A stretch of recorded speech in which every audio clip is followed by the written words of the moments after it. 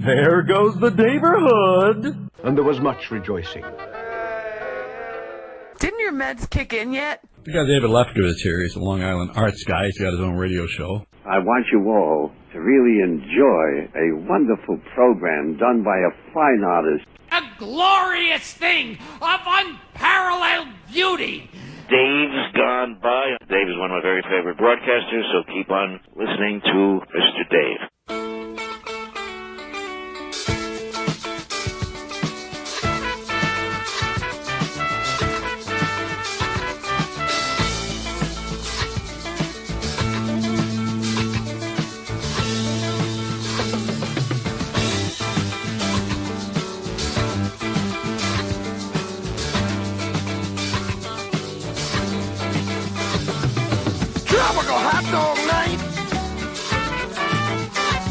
Like two flamingos in a fruit fight.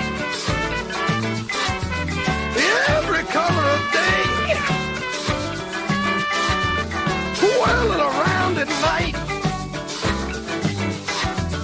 I'm playing this music so the young girls will come out to meet the monster tonight. Tropical hot dog night. Well, there goes the neighborhood. Good morning, everybody. Happy last Saturday of January. Can we believe we're almost a full month through with 2018 already? Oh my God, I forgot Potato. I'm so sorry, Potato. Of the Dave's Gone By Radio Program of the Year, the Potato Program of the Year, of course. Here in the neighborhood in Greeley, Colorado. He's got a special Robert Preston hat on today. I don't know why. But welcome, everybody. Welcome all these folks who are joining us in the neighborhood for the Dave's Gone By radio program of the air, which is still a radio program of the air. Now, I warned everybody, and this is the truth, that because of budget cutting at this university, this radio station is probably not long for this world. Or, yeah, what is that, the toilet sound? Wait. And it was supposed to sort of end yesterday, but there's been some sort of delay. So we're still here. Well, not only are we Facebook, which we will, another potato, yay, it's a double potato morning. So not only are we doing our regular Facebook program that we've been doing in the past 3 months, but we're still streaming. So if you have folks who don't belong to Facebook... it may still be in the car. Okay. But if you know folks who can listen only audio, we still have our UNC audio stream. Go to my website, davesgoneby.com, and you can find how to listen either via Streama or via... the 50-50 server room thing. So yay, at least for one more week, everything's still normal here. Well, as normal as Dave's Gone By is ever going to be. It is our 638th episode of the program, and by the way, welcome to all the folks who are listening on Facebook, watching us on Facebook. We got Kenneth and Alain and Janine, who's not Janine Garofalo. Yeah. She's second again. She's like, happy Saturday, Dave. Love. She gave me a little green heart. Not Garofalo in Vegas. She should probably say, I've never heard that before. Right. She wrote it. She said that, but I'm sure she's heard that all her life. Yeah. Well, no. Back in the day, she was probably Are you Janine Turner from Northern Exposure? She could be like the real Janine. I'm the real MC rapper. I'm the real so and so. I'll be like, I'm the real. She's the real Janine. All the others are haters and imitators. Well, there's no haters and imitators of Bob and John and Kat Ann and Chris. Oh my God, Chris from my high school, like Bondi. Yeah. Whenever you do that, it reminds me of Romper Room, where she'd hold up the magic mirror. Yeah. And she'd say, I see David and I see Paul and I see Fred. So she would hold and this Cindy, up to... yeah. And she would pretend like she'd see you in the mirror, recognize you as a child. Yeah, wow. It was awesome. The Helmet kids loved that. I loved it. Did you liked Romper Room? I loved everything. Really? I love Romper Room. I could never get into Romper Room. Couldn't get into... there were I like the green jeans, Captain Kangaroo. I was always fascinated by his hair. I'm like, why is he wearing a hair helmet and why is he with that farmer? It disturbed me. I'm like, they're in Brooklyn and they have a farm. That just didn't. And the Magic Garden didn't do it for me. Oh, I love them. Won't you come to the magical garden? Yeah. And that's Carol Demas has been on the show. That pink squirrel, I think they were all on the marijuana because the pink squirrel was like a figment of their imagination. I never thought he was real. Do you remember New Zoo Review? That was on acid. New Zoo Review. That was a giant frog on acid. I'm telling you. I think everybody who wrote that stuff must have been high. Probably. Well, Puffin stuff was. Oh, that's actually pretty. Joyce wrote a big note on our board that was sort of saying, how come we're spending money on so many things at this university, but not things that are important? It's like you have to value stuff, you know? Yeah. But then she raised it because, so now this purple because, swirl. to quote one of these horrible 80s songs, my cries would fall on deaf ears, right? No kidding. So. Not to mention ears that are going to be leaving the university in 3 months, so... It was kind of moot. Anywho. But I'm just grateful that today... You know who's on? Who? Number one fan, Pam! Pam! Woohoo! As are Richard and Ron. I wrote these down before. Miles, Tom, David, Tony, and I cannot call her Miriam. Brucey? No, who? Brucey? Oh, no, I haven't seen Bruce. Bruce, wake up, Mrs. Bruce! B. Bruce, it's time to get up, Bruce. It's 9:07. What time is it in the U.S.? It's 11 o'clock. He's Bruce, still come on, Bruce, get your coffee. Time to wake up, come Bruce. Come on, Klugs. And Raymond Harmio, welcome. Wake up, Bruce. So everybody, please send me messages. I'm not sure I can read them yet, but I can certainly read them. I have 2 comments. James and Laney and a couple of other folks. I just can't read What'd everything. What'd they say? It just says I have 2 comments, but if I start mucking with it, I'll screw up everything. Oh, okay, yeah. But we've got an amazing show for you today, and as I said, it's a perfectly classic, normal. What's the name of the show? I forgot. This one is going to be called Bright Shadows. Ooh, that's very surreal. Well, you know why we're calling it Bright Shadows? I think we should call it Witch's Sabbath. That's my theme. Or in honor of Rabbi Saul, Witch's Shabbos. Oh, there you go. Yeah. Because Rabbi Saul is going to be with us, Rabbi Saul Solomon, founder and spiritual leader of Temple For the Sons of Shadow, Bitches. or who did he interview? He's going to be interviewing an actress named Marie Wallace. Tell me again. I'm bad with names, David. Please help me. Yeah. Marie Wallace. Actually, can you take a couple of those CDs out of the... So it's I don't know why it's so high. It's because it's Colorado. The equipment here that we've got, Joyce's mic doesn't have a real mic stand, so it's just stacked up on CDs. Oh, here we go. Look, he's like... Ratings 4. Someone rated this that they 4. Got. Let me see. Oh, I can hold it up. And it says recommended tracks 1, 4, and 7. Sounds like Alana's, I guess Bono vocals with Chili Peppers guitar. I guess at one point they were rating things. Remember when we actually had people working at the radio station and caring about this place? Yeah. Sigh. But I do care that Rabbi Saul is going to be here and he'll be talking. Say who she is. You didn't say the lady. An actress named Marie Wallace. I thought she was Cabaret. No, Marie Wallace. She has acted for, decades now. Best known for a show that I admit I never saw a full episode of, but it was a gothic cult TV show called Dark Shadows. Do you remember that? That's scary. With Jonathan Frid as Barnabas and all of that. And she played 3 different characters over the course of that 2 or 3 seasons, or however many seasons Dark Shadows was on. And it remains a cult. Did she like that? Show. Dark Shadows has a very big cult following. Yeah. She still I wonder if she was afraid. She still goes to these trade shows. Because I would get afraid if I acted. Some of that stuff was really creepy. And no. She wasn't afraid? We'll find. I mean, she wrote an autobiography. And she loved because she got to play crazy people. No, but I would be afraid. Like, you're doing some scary stuff. You know what TV is like. You're doing 10 seconds of a shot, then going into your trailer for half an hour. I don't know what TV is like. You come out and then you're covered with blood. I mean, it's not the same as watching it. Wow. I'm sure she has does she do a lot of backstage, chatter, what's going on? Well, backstage, let me tell you, That's girl. what I'm wondering. What happened? Backstage. Yeah. I mean, she's known for Dark Shadows. Fabulous. And she's in a one-act... Is she one of the Scream Queens? No, no. Well, she did play a couple of crazy people in Dark Shadows, but here's the deal. This is the great thing. What? First of all, she's appearing right now off-Broadway in a one-act play being done by Renaissance Theater Works that you guys can go see now through the middle of February. We'll tell you more about that. Let's go see it. Let's go see it. But she was in the original cast on Broadway of Gypsy. with Mama.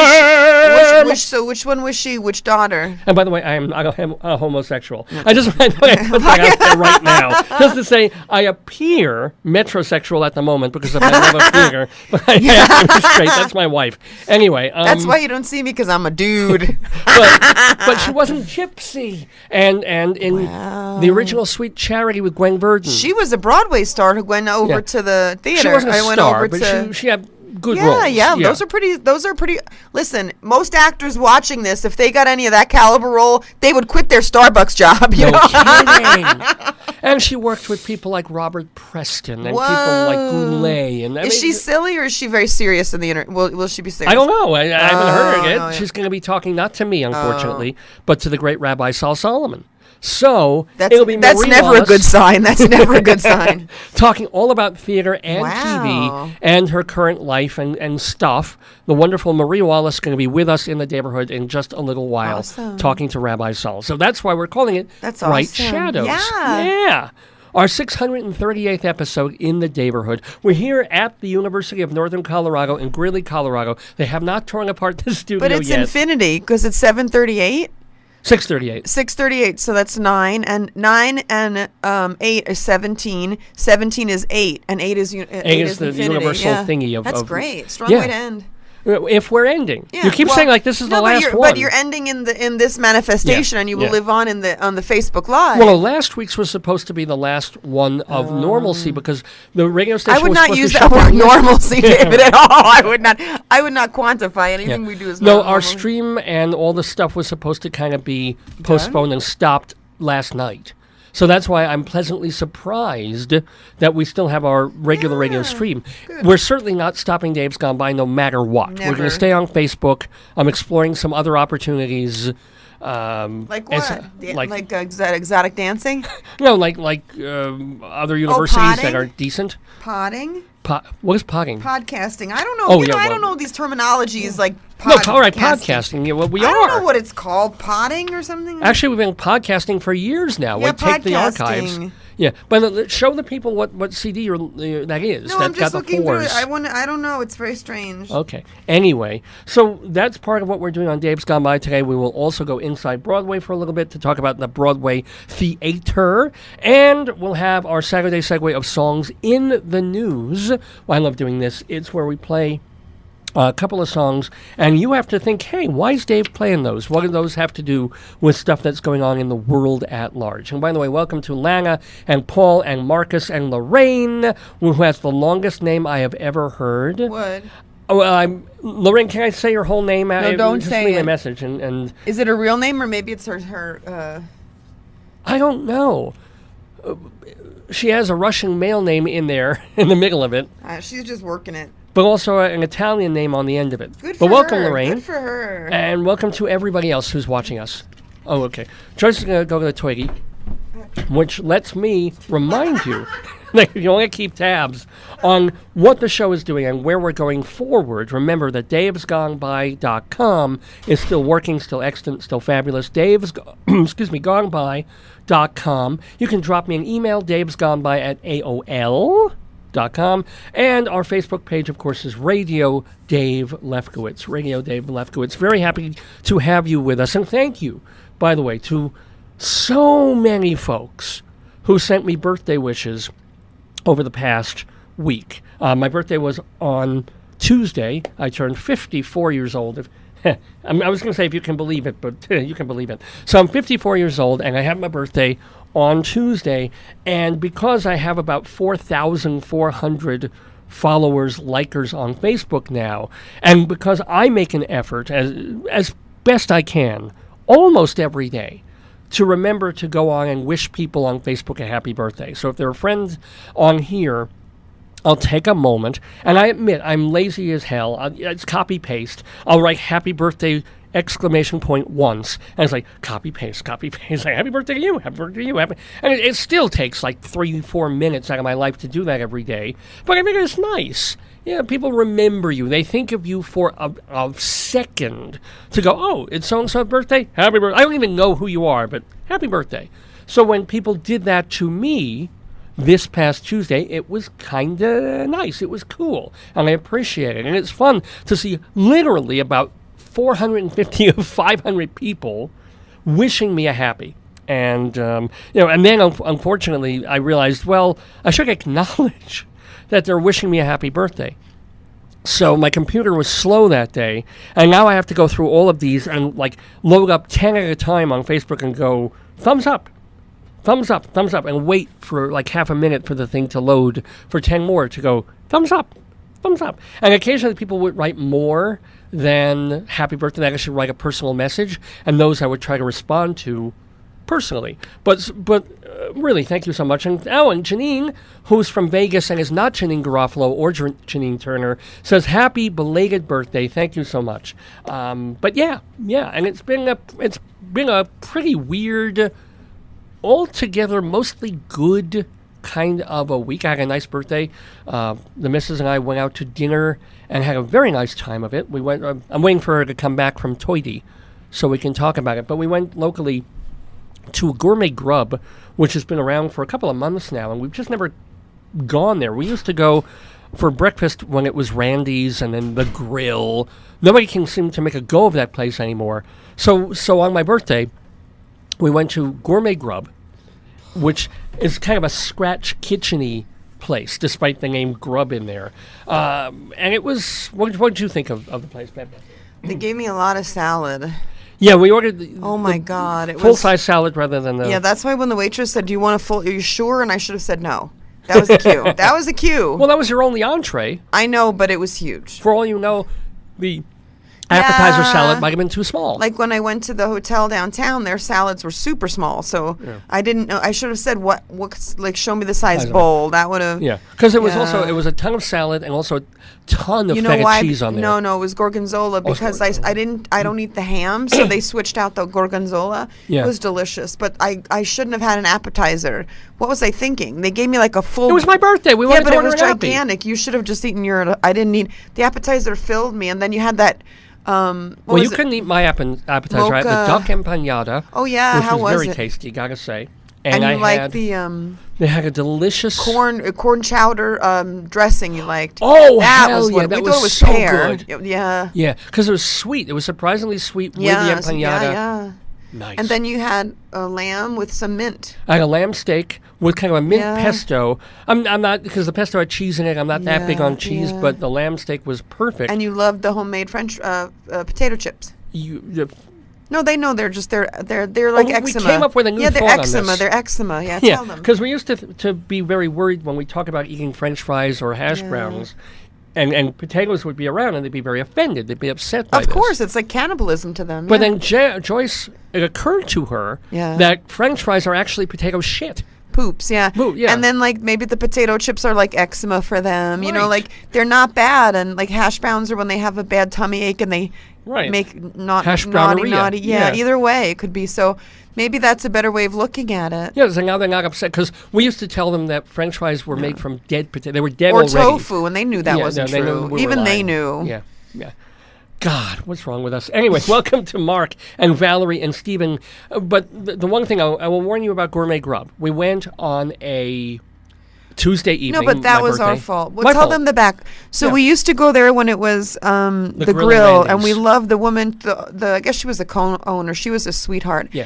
And we used to sit near the window. But we used to do that at 10 a.m. when the sun was full blast. So in the middle of summer. Yeah. But it was a Tuesday evening. It was a cold night. And I told you, let's move over. And you didn't want to. No, but we wanted our usual table. Yeah. So we sit at our usual boothy table and the problem is it becomes a wind tunnel when you're in that restaurant. That's why they have the roundabout door, the door that is a roundabout. But anytime anybody came in or out, I just got this. I was literally shivering at the table, and it made my meat.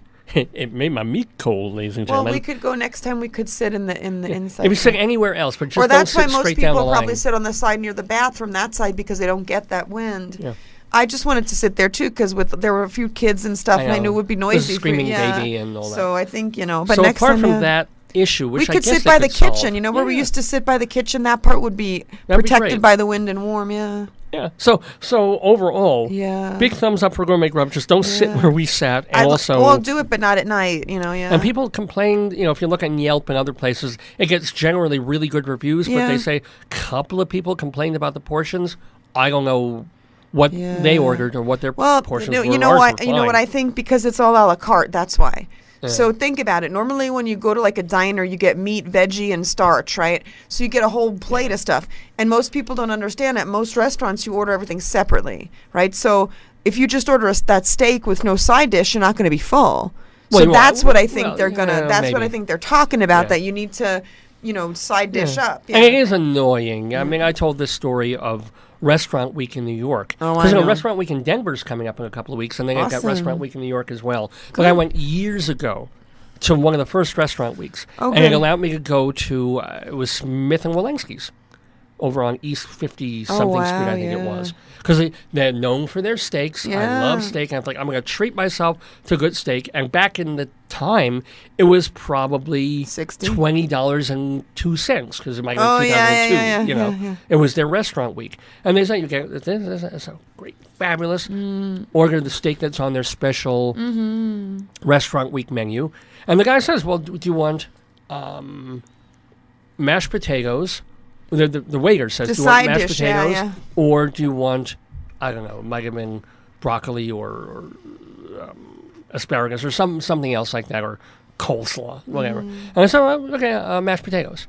Now, he never intimated, never said of course that wasn't included. It's a side. No. He said, but he didn't say, and I didn't occur to me to ask if it was extra. Of course. So I paid $20-something for this steak. Yeah. And it comes with the mashed potatoes, which are decent. Yeah. And it was $7.50 for mashed potatoes. So most places you go to that are like quote unquote high end, you have to purchase everything a la carte, and that's why you should. What I would put on the menu, I would say a la carte. Everything is purchased separately. Yeah, but as a waiter, don't, especially on Restaurant Week, ask me, do you want this or that with that? No, but they don't. Like most of the time, I think. If they're students, they'll say it because they know money's tight. They'll say, if you get that, there's an upcharge or something. Like they'll say it. And it wasn't a student. It was some waiter guy who'd been there 30 years. The waiter probably wanted the tip money. No so yeah. And unfortunately, me being I probably tipped him anyway, even though I should have held back and said, the $7 I would have given you for a tip. Yeah. No, but what you could do now, it's like Yelp it. Now. I know. I was working for Playboy magazine back then, if you can imagine. I think it was that far back. I didn't know you then. I'm glad. Thanks, dear. Thank you, darling. Anyway, welcome. Do we have more? We have Howard and Sarah and Matt and Mercedes. Welcome to the neighborhood. Mercedes, see. Because she's watching this vehicle of entertainment that we have here. I don't have my. Let's see what I have. Oh, you've got the boingy noise. I don't have everything else.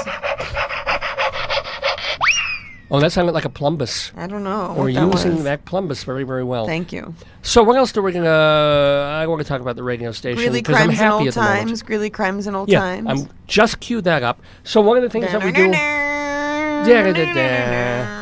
is a segment called Greeley Crimes and Old Times, and it has an opening just like this.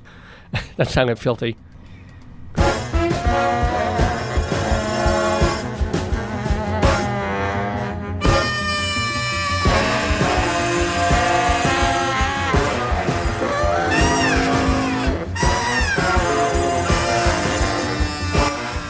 So I put, because one potato was jealous here because he had both skates and a special. No, they're not Robert jealous. Preston They like hat. to share. Well, yeah, but now the other potato's wearing the special happy red hat. Except Joyce says he looks like a festering sore. Looks like a. He does not look like a festering sore. It looks That's like not a nice. pimple that needs to be popped. All right. Anyway. Here, Greeley Crimes and Old Times. I'm going to share my fortune that I got last night with you. Here's your fortune. Because Joyce and her friend went to Ambrosia, which you said was very, very good. I enjoyed it. Because I put veggies with my noodles. I just don't like all those noodles without veggies. It was great. Yeah, I've never had a bad meal there. I want to go back there, too. Oh, yeah. It's really good. So, happiness is enjoying what you got, never from what you want. That's really interesting. Yeah.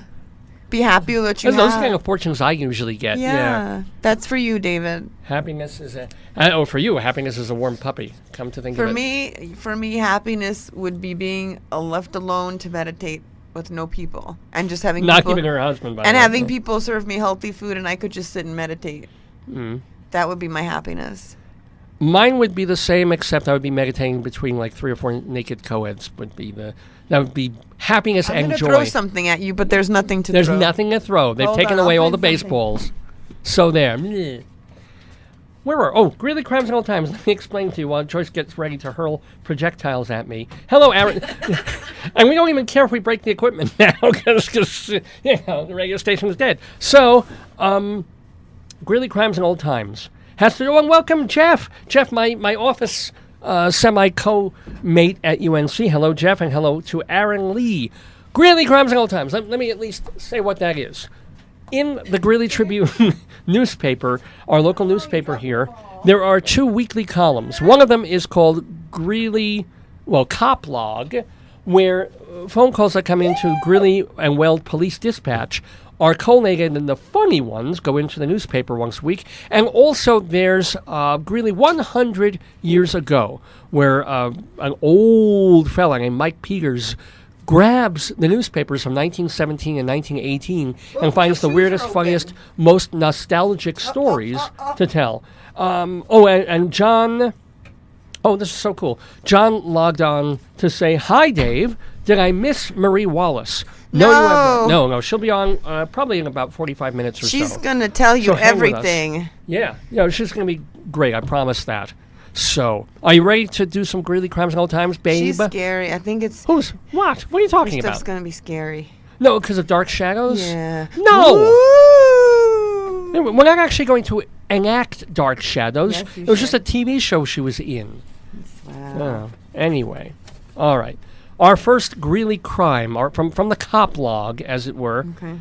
Police received a call from a fast food restaurant on 47th Avenue.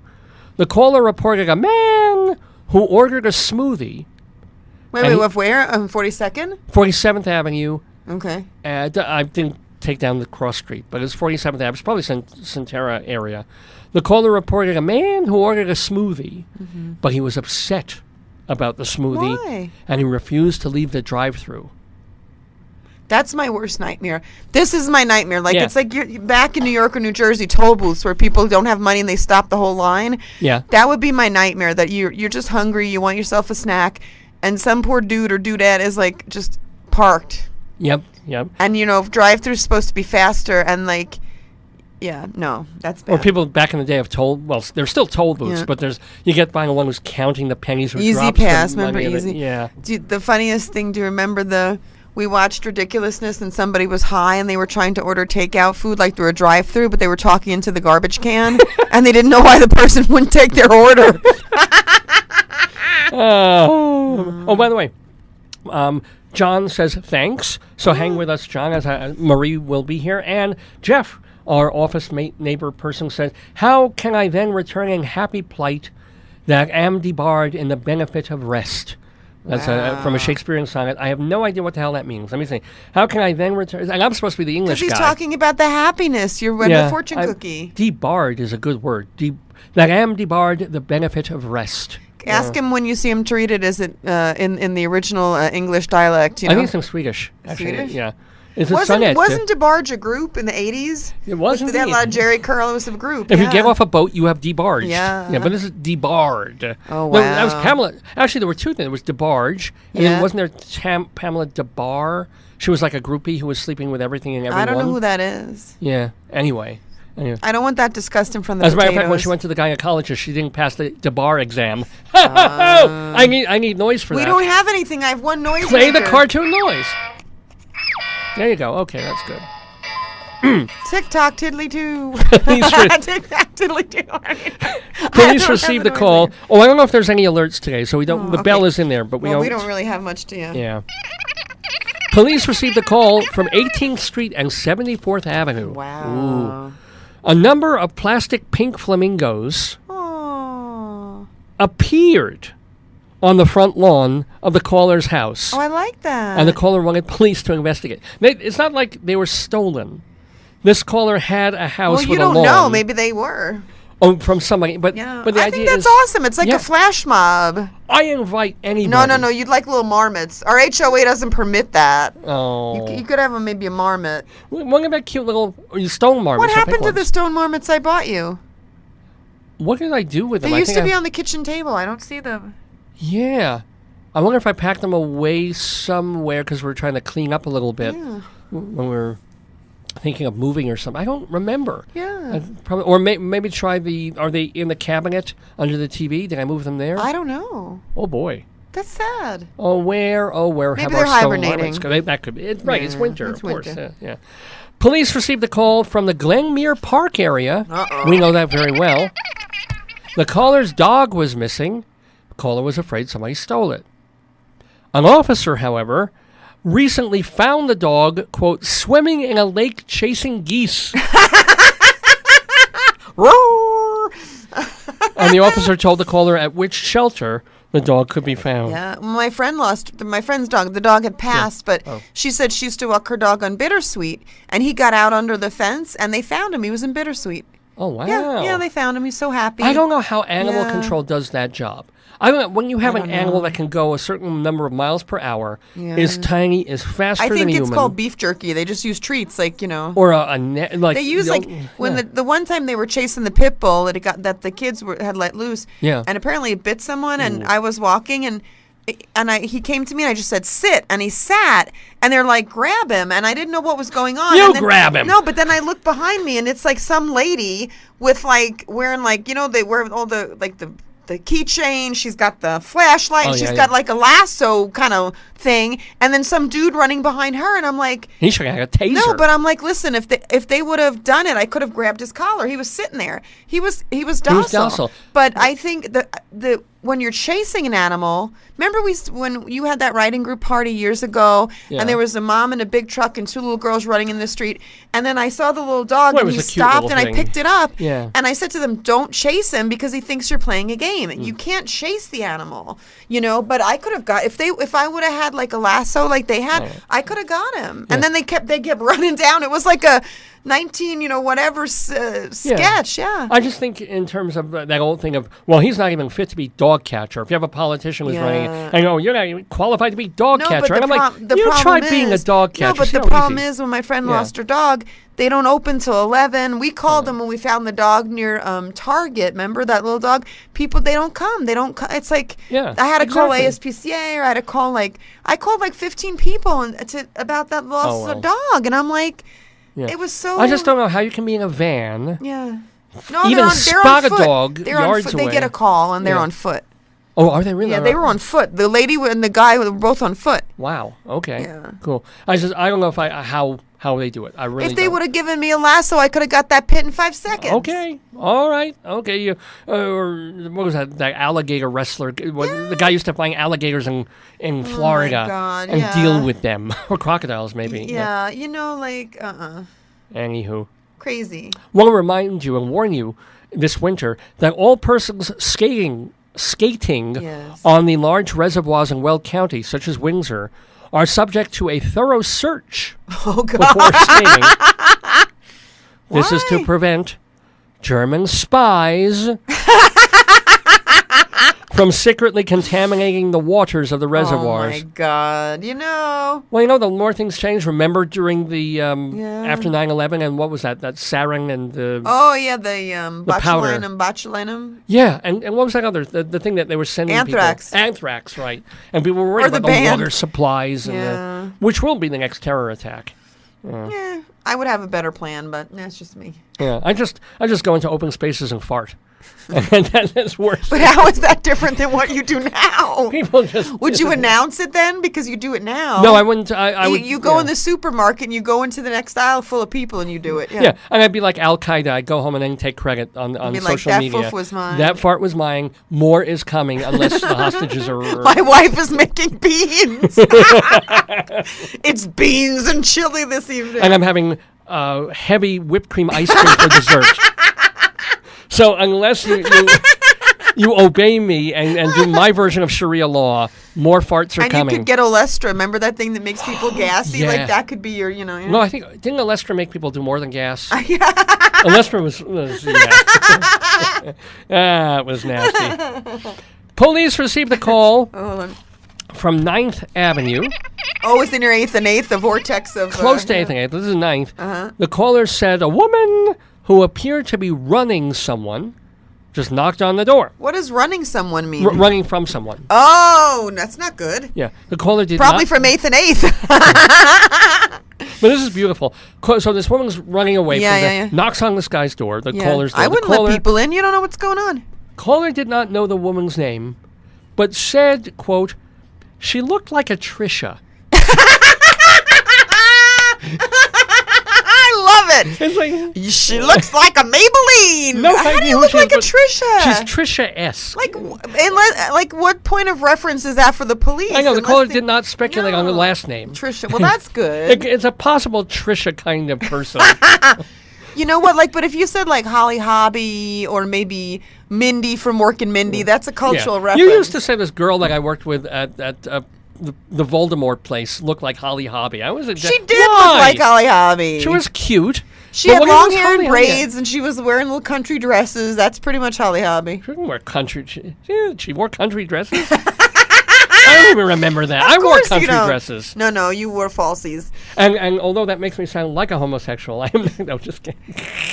And by the way, welcome to Nicola and Peter and other folks who are joining us for the 638th episode of Dave's Gone By here in the neighborhood in Greeley, Colorado.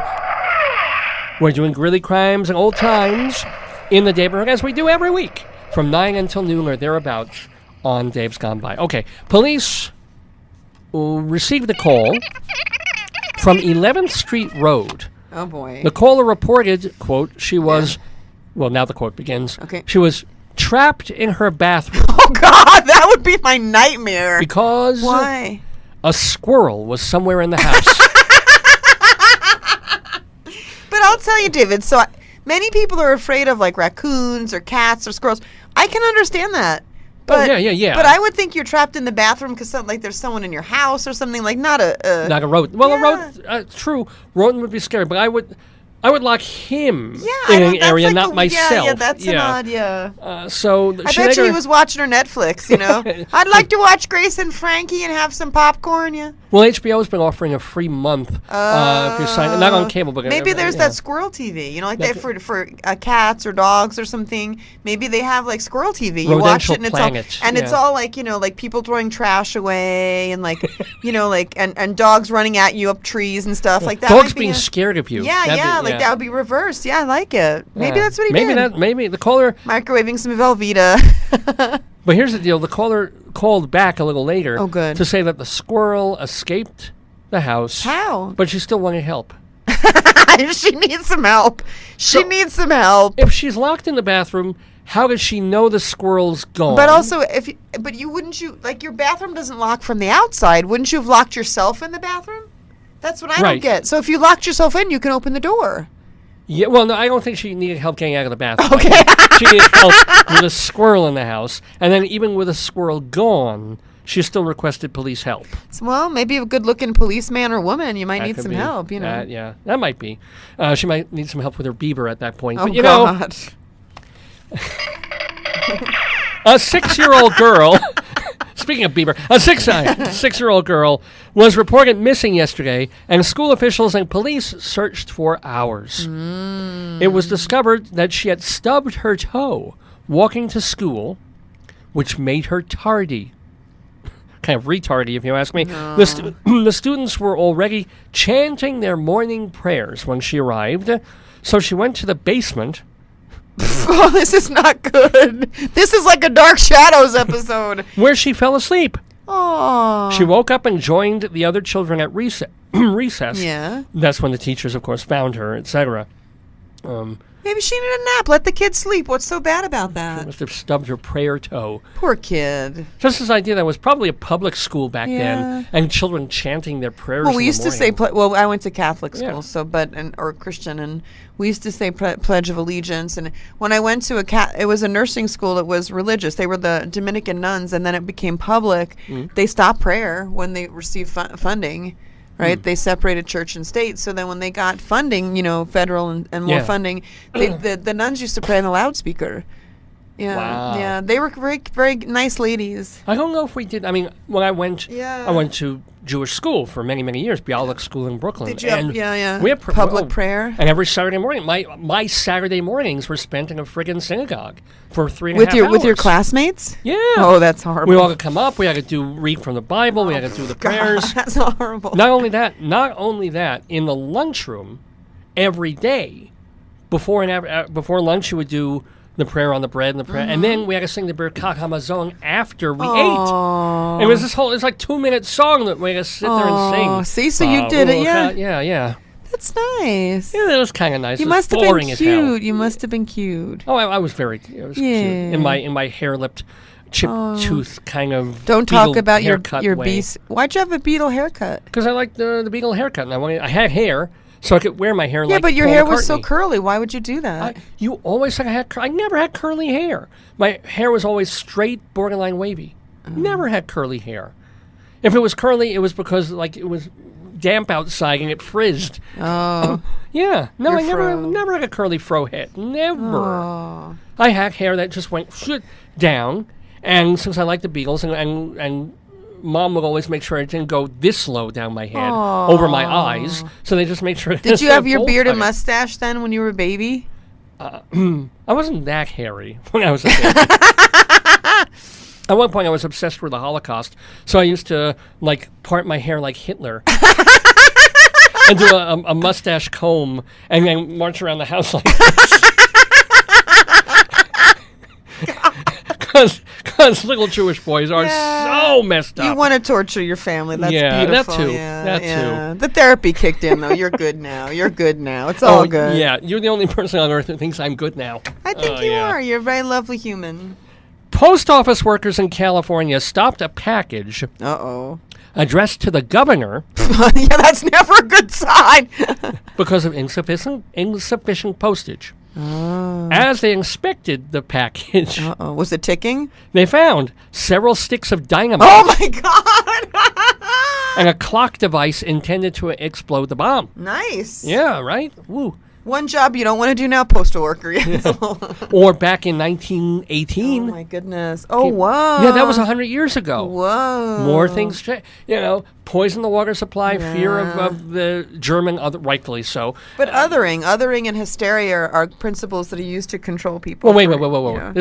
This was an actual box filled with actual dynamite and an actual clock. Yeah. It wasn't just neurotic fear. This was, somebody tried to blow somebody up. That's not good. Yeah.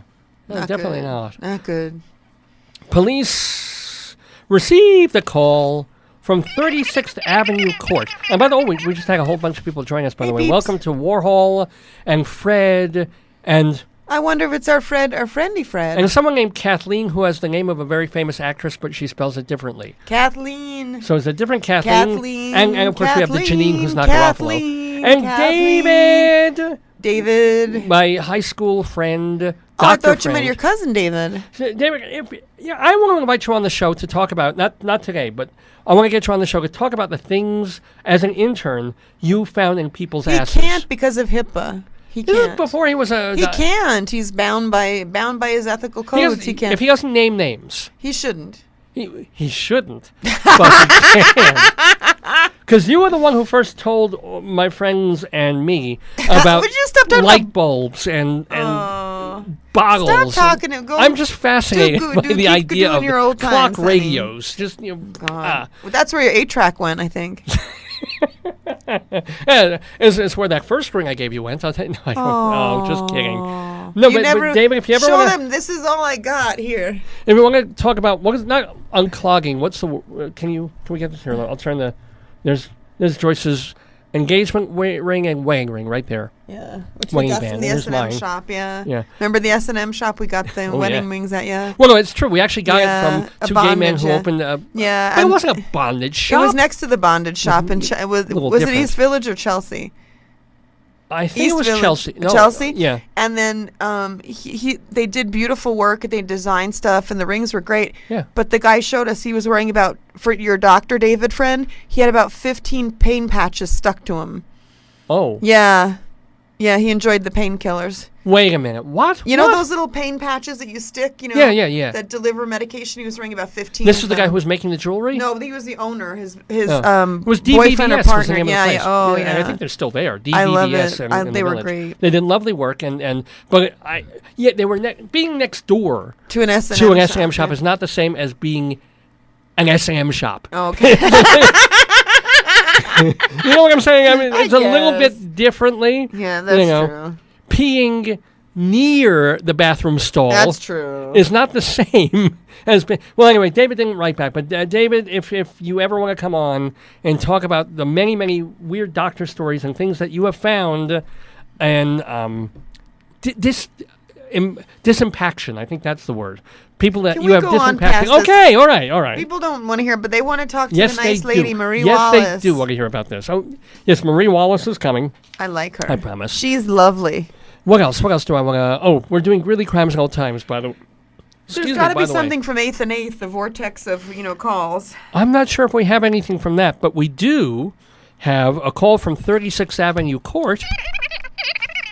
The caller reported a large pink pig What? wandering through a neighbor's yard. Oh. The caller was concerned, she said, because her neighbor was due home any time now and was going to be livid. The neighbor was, in fact, not happy to find out potbelly pigs are pets, even after the pig was returned to its home. Oh. Well, a little potbelly pig wanders onto our yard. I guess We'll call him Hammy. Yeah. Why were we? That's cruel. Well, but he's ham. Could call him Porky then, or Hammy. Yeah. Hammy Pants. Could we call him Mr. Hammy Pants? Taylor for Taylor Ham. I don't know. We could call him Taylor Swift. Well. I'm trying to. So kind of the opposite of a pig there. What else do you make out of bacon? Bacon, porky, pork chop, Mr. Pork Chops. Yeah. No, I'm blanking. I don't know. Anyway. Police also received a call from a Greeley man who complained that his 14-year-old daughter was trying to make him angry. Apparently she succeeded. That's what that's called? Adolescence. I mean, that's the whole point of being an adolescent or teenager, right? That's a developmental stage where you do that to your folks. You rebel against the parent. I fight authority. The father. Hey, Kay Norton, by the way. No, I fight authority always. Riley Studios of Greeley. Wow, what is that? I don't know. Is it a Studebaker? It's probably back when we had a movie studio here because they purchased a new motion picture machine. Ooh. Which will take films of Greeley and Weld County, and those films will be shown at local theaters. Isn't that cool? I have an idea. If you want to see your local environment, step outside your house and look. Oh, come on. What are you talking about? How hard is that? Imagine the novelty. Back in it wasn't that novel in 1917. No. The film had been around for almost 20 years at that point, at least in a small way. But if you go back to 1898, workers leaving the Lumiere factory, which was footage of people coming out of a factory in France. And people were thrilled by this. The people who saw themselves walking out of the factory the other day. Maybe they need some stimulation. Don't you get excited when you recognize a place in New York? You watch Law and Order all the time. Don't you get, I know where that is. They shot that at Columbia. They go to Columbia all the time. No, mostly Fordham. But Fordham. I don't get it's like, so what I'm not like, it's not vastly fascinating. No, but for the moment, it's a thrill. Yeah. It's kind of a... It's not a thrill. I would not... If you get a thrill from that, you need a new thrill. I do get a thrill. You wouldn't... If you suddenly saw Greeley on a major motion picture, No. I mean, the Ice House or something, or the little baby Statue of Liberty that we have, which is retarded, in front of our courthouse. No. That wouldn't go like, oh, there's baby Liberty. That's right by the Rio. No. Really? Not 1 second. Are you joking? No, I'm dead serious. What? My family went apeshit. We absolutely went apeshit when the movie My Favorite Year came out. Yeah. Remember that? This is like 30 years ago with Peter O'Toole, and I think Mark Lynn Baker was in it. I forget who else was it. But My Favorite Year, very nice movie, funny movie, all about like this nice Jewish kid who's got to wrangle a Sid Caesar-like star on television, but the star is a raving drunk and has to corral him, and et cetera and so on. Wow. And this kid lived with his very Jewish family on Ocean Parkway. Yeah. And they showed the front of the apartment building where we lived, where I grew up for about 10 years, right? We called everybody. We said, oh my God, 320 Ocean Parkway, look, that's our stoop. That would not excite. That would not make you like, woo. No. Wow. Not at all.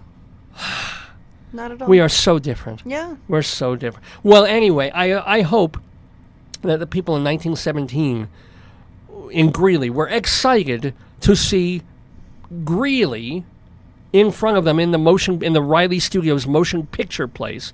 And actually, because it was Greeley, John Waters volunteered to make the film Smell-O-Vision for authenticity. Wow. I don't think you needed to add the smell. That's why they just opened the doors of the theater while you were watching. It's like you get odor and vision. Woo. Yeah.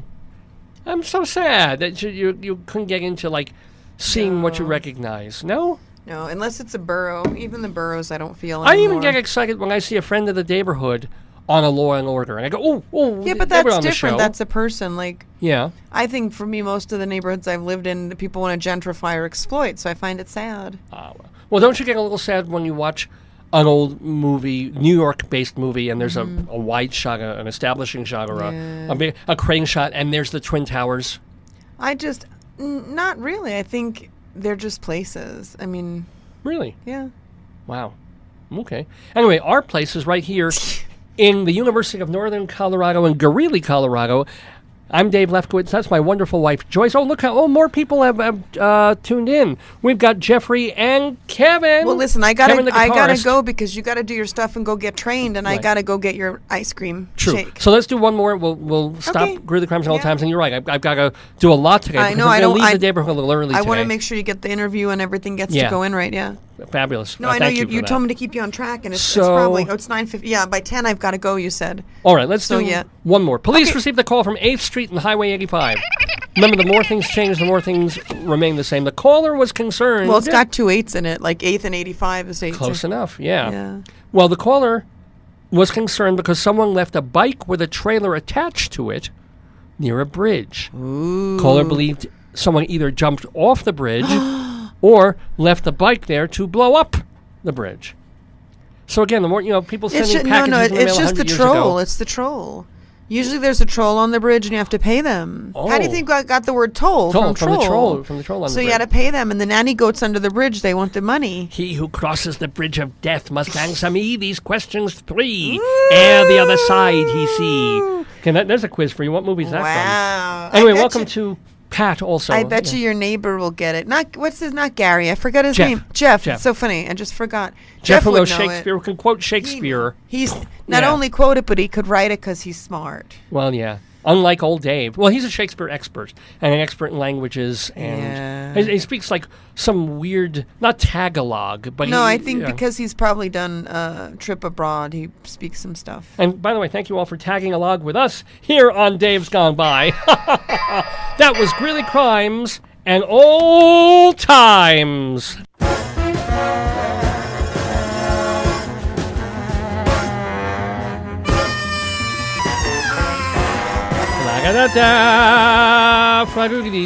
Thank you, first of all, most of all, to my darling. Here she is. Here's my darling, adorable wife, ladies and gentlemen. Just in case just so you know, she's not a disembodied voice. That there's actually a human being. She's not one of those formaldehyde heads. I am a human. You are doing well.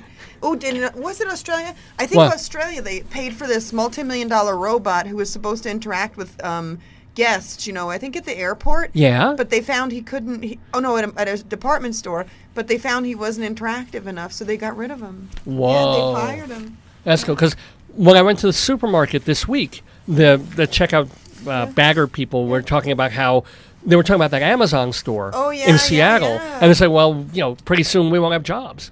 And they were a little bit worried about it. And then another bagger said, well, no, they'll just be different jobs. They'll be more technological. But still, it's kind of interesting times. Anyway, thank you, sweetie. I'll go get your stuff. Thank you, sweeties. That was my wife, Joyce. I'm Dave Lefkowitz. This is Dave's Gone By, which is partially brought to you by the fine folks at Hewlett Minuteman Press, the copy kings of Hewlett, Long Island.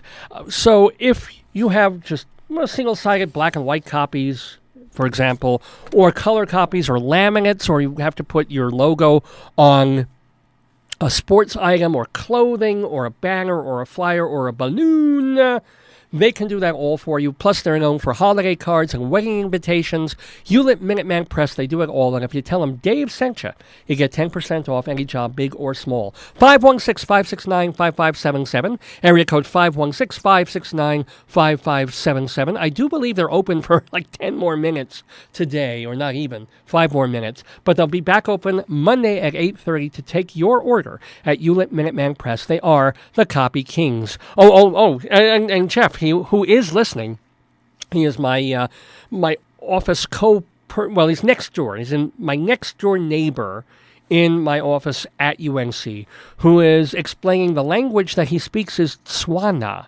which is the national language of Botswana. Dumela Ra means hello, sir. And you have to roll I can't roll my R's. Like 6 years of high school Spanish. 6 years of high school Spanish. Good one, Dave. Dumela Ra means hello, sir. What's hello, ma'am? Maybe I can do that one better. But anyway, Tswana is the national language of Botswana, which is kind of cool. I guess Americans should be speaking Glish then, or folks in England ought to be talking Glish. I don't know where to go with that. You know where I'm going to go with that? I'm going to go inside Broadway.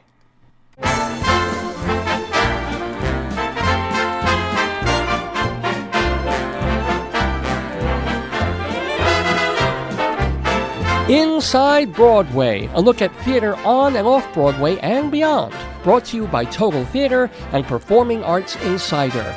Curtain going up. I'm actually going to do this one in the German language, which we're now going to call Erman. Inside Broadway we go for news of the entertainment world, because I do love theater. I've been a theater critic for 30 years now. Also, I've done acting, I've done directing, I've done tons of theater journalism, etc., and so forth. So, I love to talk about Broadway and the theater and just tell you what's happening. So, for example, speaking a little bit of off-Broadway, as a matter of fact, the 56th year of Shakespeare in the Park in Central Park in New York, done by the Public Theater, started by Joe Papp all those years ago. Well, they've announced the 2 shows that they're going to be doing this summer. The first one is Othello. They're reviving that from late May into mid-June, directed by our friend of the neighborhood, Ruben Santiago Hudson. And also at the Delacorte, I guess it's a delicate theater, the Delicate Delacorte Theater. After Othello, they're going to be doing Twelfth Night, which is going to be directed by Kwame Kwe-Arma and the artistic director of the Public, Oscar Eustace, and Nikki M. James, a Tony winner for the Book of Mormon. She's going to be starring in that. And last bit here from Jeff, who says that Dumela Ma is hello, ma'am. So that's the female version. You have to emphasize ma and roll or hold on to the... How do you roll an M? Roll, this is what Jeff writes. Hello, Dumela Ma, which means hello, ma'am. Okay, fine. You have to emphasize the ma, no problem, and roll or hold on to the M. Okay, I can hold on to an M. That's good pudding. But how do you roll an M? Dumela ma. Yeah, if I went up to a woman in Botswana and did that to her, she'd spray me with mace and have me arrested. All right. This is why I don't do languages anymore. Anyway, speaking of at the Majestic Theater on Broadway, Liz Smith, the late Liz Smith, gossip columnist, newspaper writer. There will be a public memorial for her this coming Friday, February 2nd. Her column often covered Broadway and the Broadway stars. So now Broadway is repaying the favor, and among the people performing at the memorial are Tommy Tune and Betty Buckley, and there'll be speakers like Barry Diller and Leslie Stahl, Bruce Willis, and Renee Zellweger. So, and it's a public memorial. So there'll be a line and first come, first served to pay tribute to the late Liz Smith. That's at noon this coming Friday at Broadway's Majestic Theater, which I think is the home of Phantom of the Opera. And hey, New York listeners, I go through this every few months, and I'm thrilled to. It is time for 20 at 20 again. This is a great thing that New York does, and the New York Off-Broadway League does. What you do is now through February 11th, if you want to see an off-Broadway show, out of about 36 different off-Broadway shows, and they haven't sold all their tickets yet, you can show up at the box office 20 minutes before curtain and pay just $20 per ticket. Okay, so and let me tell you about the shows that are involved in this. There's Avenue Q, Musical, Stomp, Jersey Boys, which was a Broadway show at one point, the hottest show on Broadway. Chekhov Dreams with our friend Marie Wallace. Chekhov Dreams stars another one of our friends who was just here a couple of weeks ago. Ooh, forgive me for not remembering that. But also the Marie Wallace show is part of that. And then there's also Delta in the Sky with Diamonds, which features our friend Austin Pendleton. Bright Colors and Bold Patterns. Red Roses, Green and Gold, which is a Grateful Dead off-Broadway show. I mean, it features their music. Cruel Intentions, Puff, the Harry Potter show. All of these and more. They're all at 20 at 20. So go to 20at20.com to find out more information. So again, if it's for 20 days, it's already started. It started on my birthday. And through February 11th, go to the box office. The actual, no phone lines, no interwebs. Physically show up 20 minutes before curtain. And if there are unsold seats to any of these off-Broadway shows, you can buy a ticket for $20. And, off-Broadway prices now, you know what they are. They're $60, $80, $100. So it's an amazing deal. Please take advantage of that. And, okay, one more from Jeff, who says, he thinks I'm a natural at Swana. Thank you, Jeff. It's the one thing I've never wanted to be rich or famous or surrounded by more than one. I have a beautiful woman in my life, my wife, but I've always wanted like a dozen because I'm Jewish male. But no, I give up all of that, or having a radio show on a 50,000-watt station, or owning my own theater. No, or even having a full-time job at this university would be nice. But no. As long as I can be a master at Swana, I'm happy. Anywho, Grammy time.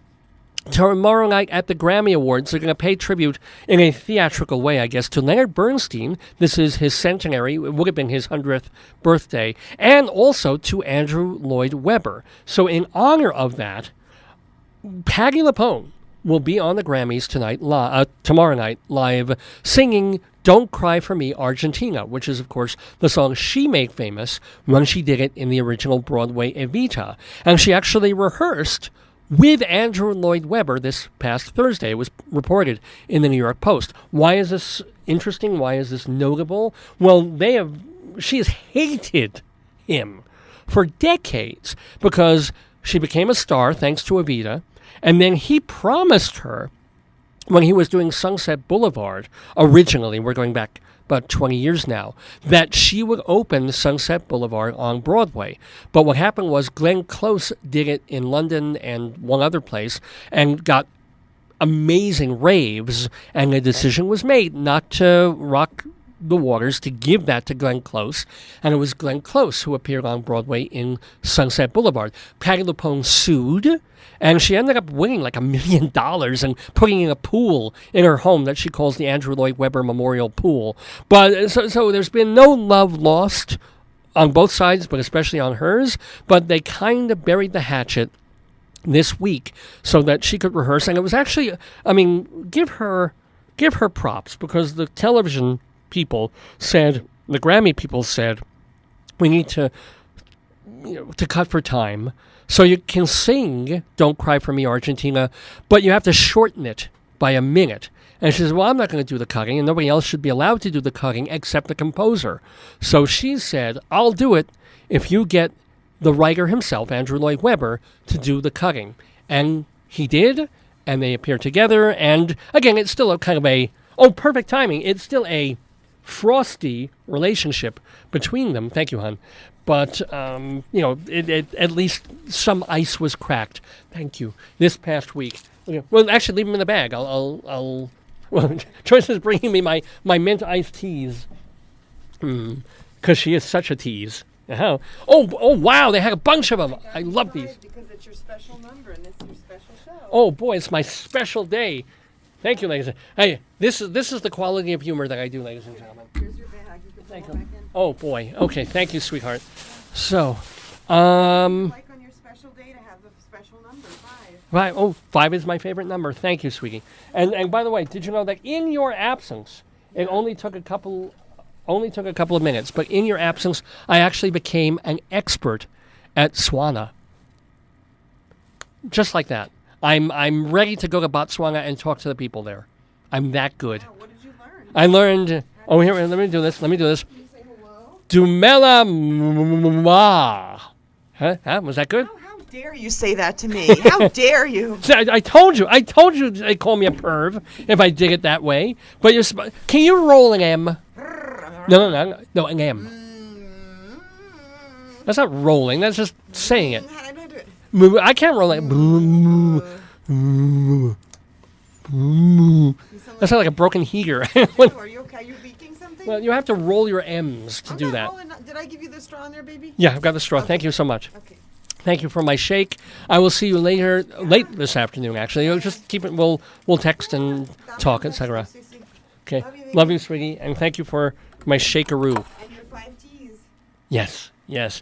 Love you. Okay, back to Inside Broadway and back to the Grammy Awards. Okay, we're good. At least on that part, on the Patti LuPone ALW part. Oh, and I wanted to let you know that more cast members have been announced for the Broadway revival of Eugene O'Neill's The Iceman Cometh, which cometh to the Bernard Jacobs Theater in April with Denzel Washington. He plays, of course, Hickey, the salesman who comes to his old haunts, and everybody's really excited and looking forward to his presence, except he's changed. Stuff has happened to him. He's come upon a realization that's turned him into a changed man, and then he tries to change everybody else, which pisses them off. Anyway, it's The Iceman Cometh, Denzel starring, and then they've announced other people who will be in it. For example, David Morse, Cole Meany, Frank Wood, Reg Rogers, Bill Irwin, Tammy Blanchard, and our friend of the neighborhood, Dakin Matthews. So it's going to be a very cool cast in Iceman Cometh. Now, to keep apprised of all the things that are going on Broadway, especially the details of all the shows on, off, and off Broadway, you're going to want to get yourself a copy of Performing Arts Insider, the Bible of Broadway. Since 1944, Performing Arts Insider has listed comprehensively every single show, including everybody involved, how to contact them, email addresses, the managers, the agents, the press agents handling the shows, when shows are opening, closing, starting previews, every single page of this great hard copy journal that people pay a lot of money for, but the folks who do renew year in, year out, because they know they can't get the information in that way any other place, even if you were to open a zillion windows on your computer. How to find out more about Performing Arts Insider? Go to performingartsinsider.com, performingartsinsider.com, or if you're in New York, you can pick up a single copy at either the Drama Bookshop or Theater Circle. They're both in Midtown in the West 40s. And also, all the information about subscriptions is at performingartsinsider.com. It is the Bible of Broadway. And by the way, the Total Theater Company, which puts out PAI, also has a website of its own. It's called TotalTheater.com. It's free, and it's filled with reviews of shows. Broadway, off and off-Broadway, plus regional theater, international theater, festivals. It's all there. TotalTheater.com. Just surf it. Go to the What's New page, which is flagged right on the homepage. And it'll have links to all the plays all over the place that are still running. If you want to go into the archives, then you have to go scrolling and looking in the Criticopia section. But do check it out, TotalTheater.com. And you can spell theater either way, E-R or R-E. It will bring you to the same place. Well, the place we are is right here in Greeley, Colorado, doing the Dave's Gone By Inside Broadway segment, telling you a bit about Broadway, some sad news to report. That actress Olivia Cole passed away on Friday the 19th, so not yesterday, but about a week ago. Born in Tennessee, an African-American woman. She studied drama at Bard College, and then she even went to the Royal Academy in England to study drama there. She made her Broadway debut in 1966 when she was in the APA Phoenix Repertory, where so many actors got their start. And they did 3 shows in repertory on Broadway in 1966. They did School for Scandal, Right You Are If You Think You Are, and a play called We Comrades 3. That was her triple debut. And then she came back a year later and did 2 more plays with the Phoenix Rep. She also did a 1973 Merchant of Venice for Lincoln Center Repertory at the time, where she was playing Nerissa to Portia, which was played by Rosemary Harris back then. And then she was in her last Broadway show was the satire The National Health by Peter Nichols with co-stars Leonard Frey and Rita Moreno. And that was all the way back in some point in the 1970s. But then she moved on to TV and other things. In the 1970s, she's best known for playing Matilda on the TV miniseries Roots. And I think she won an Emmy for that. She was also, this is amazing, she was in a series called Siznik, featuring Ned Beatty. This was 1977. Olivia Cole co-starring in Siznik. This is how it was spelled. S-Z-Y-S-C...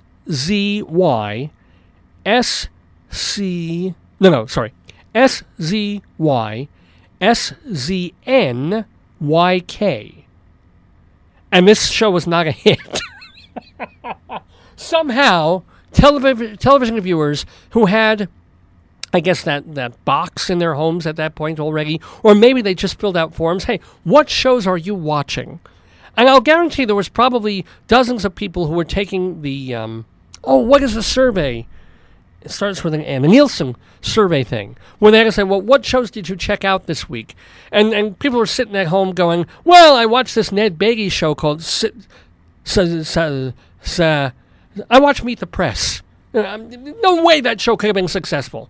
But anyway, Olivia Cole was in it. She was also in the series North and South, Brewster Place, and she even had a small role in the Ice Cube film First Sunday. So farewell to the late Olivia Cole. And want to let you know that a show that will probably be coming to Broadway in maybe a year, 2 years, is the musicalization of the very popular comedy Tootsie. You remember that one. It's an adaptation of the screenplay that was by Larry Gelbart and Maurice Shiskal. Music by David Yazbek. Well, his star is just on the rise because he did Dirty Rotten Scoundrels, which I thought was hilarious, but was not a hit. He also had Woman on the Verge of a Nervous Breakdown, which I did not get to see and which flopped. But now he has a little show on Broadway called The Band's Visit. And it's still, so far, the favorite to win the Tony for Best Musical. And it's making great money. So David Yazbek is now, he also did The Full Monty. That was his first Broadway calling card. So now Tootsie is on the hot burner with director Scott Ellis, and they've cast it. Santino Fontana is going to do the show in its regional tryouts before coming to Broadway. So it's going to be at Chicago's Cadillac Palace in September, and then they're targeting Broadway in the spring of 2019. So a little over a year from now, if things go well, we'll be seeing Tootsie. That, of course, is the movie that starred Dustin Hoffman, presumably in his pre-molestation days, playing this actor who is so volatile nobody will hire him, so he dresses up as a woman and gets work that way. The only problem is, A, he has to portray a woman all the time, and B, he's fallen in love with Jessica Lange, who wouldn't, but she likes him as a woman, but not as a jerky, macho, sexist man.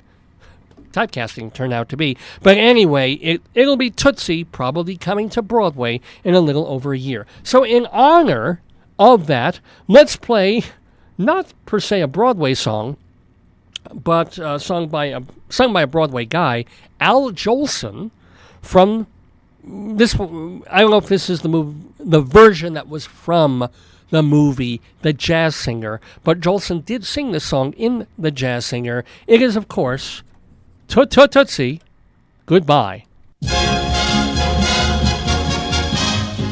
Yesterday I heard a lover sigh, goodbye, only oh my.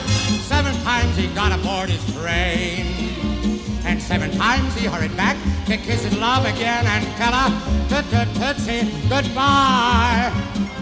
Tootsie, don't cry. That choo-choo train that takes me away from you, no words can tell how sad it makes me. Kiss me, Tootie, and then do it over again. Watch for the mail, I'll never fail. If you don't get a letter, then you'll know I'm in jail. Tootsie, don't cry. Tootsie, goodbye.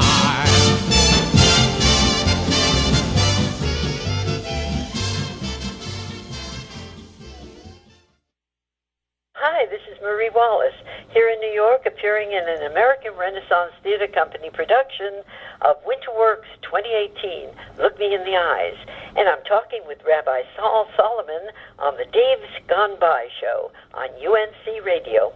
Oh, shalom, my friends. This is your old buddy, Rabbi Saul Solomon, founder of Temple Sons of Bitches in Great Neck, New York, and spiritual leader. Well, so great to talk to you, Rabbi. Oh. Always a pleasure. That joyous voice on the other end of the line is an actress, someone who has been doing Broadway and off-Broadway and regional theater for a few decades now, and she's still back on stage. You can go see her in a one-act play over from the American Renaissance Theater Company. They're doing it at the Directors Company on West 43rd Street. She'll tell you all about it, but she'll also tell us about when she was in the original Gypsy, and when she was in Sweet Charity, and the amazing people that she worked with. And I don't know why I'm talking like this. Ladies and gentlemen, please welcome to the neighborhood, Marie Wallace. Shalom, Marie. Shalom. So good to be here. Thank you. Oh, you're for inviting me. Oh, anytime, a million times, because we are delighted to talk to someone who has so much background in the theater. And I didn't even mention that she was a shadowy figure, because she was in the TV show Dark Shadows, and we'll talk about that too. So welcome again. Welcome. I'm so happy to be welcomed. Thank you. The only bad part is, the only negative part is that you yourself are not Jewish. However... Oh, no, but I was married to a Jewish man. Does that count? Oh, it almost does. You're Jewish by injection, as it were. So... Okay, and here's a fun little note. I worked at the Actors Temple in New York with Larry Storch. We did Love Letters a couple of years ago. Larry Storch from F-Trip. How is he? This was a couple of years ago, but how was he? Larry Storch is wonderful. We had originally worked up in the Hampton Playhouse, I think between shows from the Dark Shadows. You know, I kept playing many parts. So when I finish one part, I go off and do summer stock. And that year, I worked with Larry, and he was just a delight. And we've been friends ever since. And I was at his 95th birthday the other night. Oh, Russell, I didn't realize. Oh, is he in physical, decent, okay condition for a 95? He is, and he has the wonder of a young man. When we had the most wonderful music group, we had wonderful actresses. Barbara Feldon came with a wonderful birthday cake. It was just a wonderful, wonderful celebration. Oh, I'm so happy to hear this, and that you worked on that play. Love Letters, by the way, for people who do not know, is an epistolary play, because, it's hog as a pistol. No, I'm kidding. That was terrible. But it has to do with, the nice thing is you don't have to memorize. You can read the play because they're reading letters to each other. The characters are. So you don't have to memorize. It's there in front of you. It's an interesting way of doing things, isn't it? It worked great. It's really fun, and you really can get into it, and those letters, it's beautifully written, so it was great. You are... I'm not going to say what age you are, but I think you're in the 70-something range. Am I correct on that? I might be. Possibly. So is it tougher to memorize for you now than it used to be? Or, it is what it is? Here's what I think. I think that the reason everyone talks about older people not being able to memorize is that we start worrying about it. The fact that they say it, then we start saying, am I going to remember this? Will I remember this? Oh, I hope I don't forget. And, of course, that's the opening for forgetting. You could do it at 20, and you could do it at 60, and it can happen. Once the fear comes in, then that's when you forget it. But if you just go in and say, I know what this is, and I know what I'm saying, and it just comes out. Look at Christopher Plummer. He's about 90 years old. He's doing long plays on Broadway still. All right, but then at the same time, my friend Dave, who produces and hosts this radio program of the air, he remembers seeing Don Amici in a production of Our Town on Broadway, I guess about a decade and a half, 2 decades ago. And Amici was into his senior years, and unfortunately to some extent senior moments, because he couldn't remember a word. Oh, that is so... if that happened to me, I'd just say, no, I've done enough. Let me go to the beach and enjoy that, because that's horrible to have had such a wonderful career and to, end that way. That's terrible. It was. Now maybe let's not do it. Maybe a week or two after he was in the role, if he stayed for a while, maybe it was just under rehearsed. But maybe not. Well, that's right. You have to do your homework.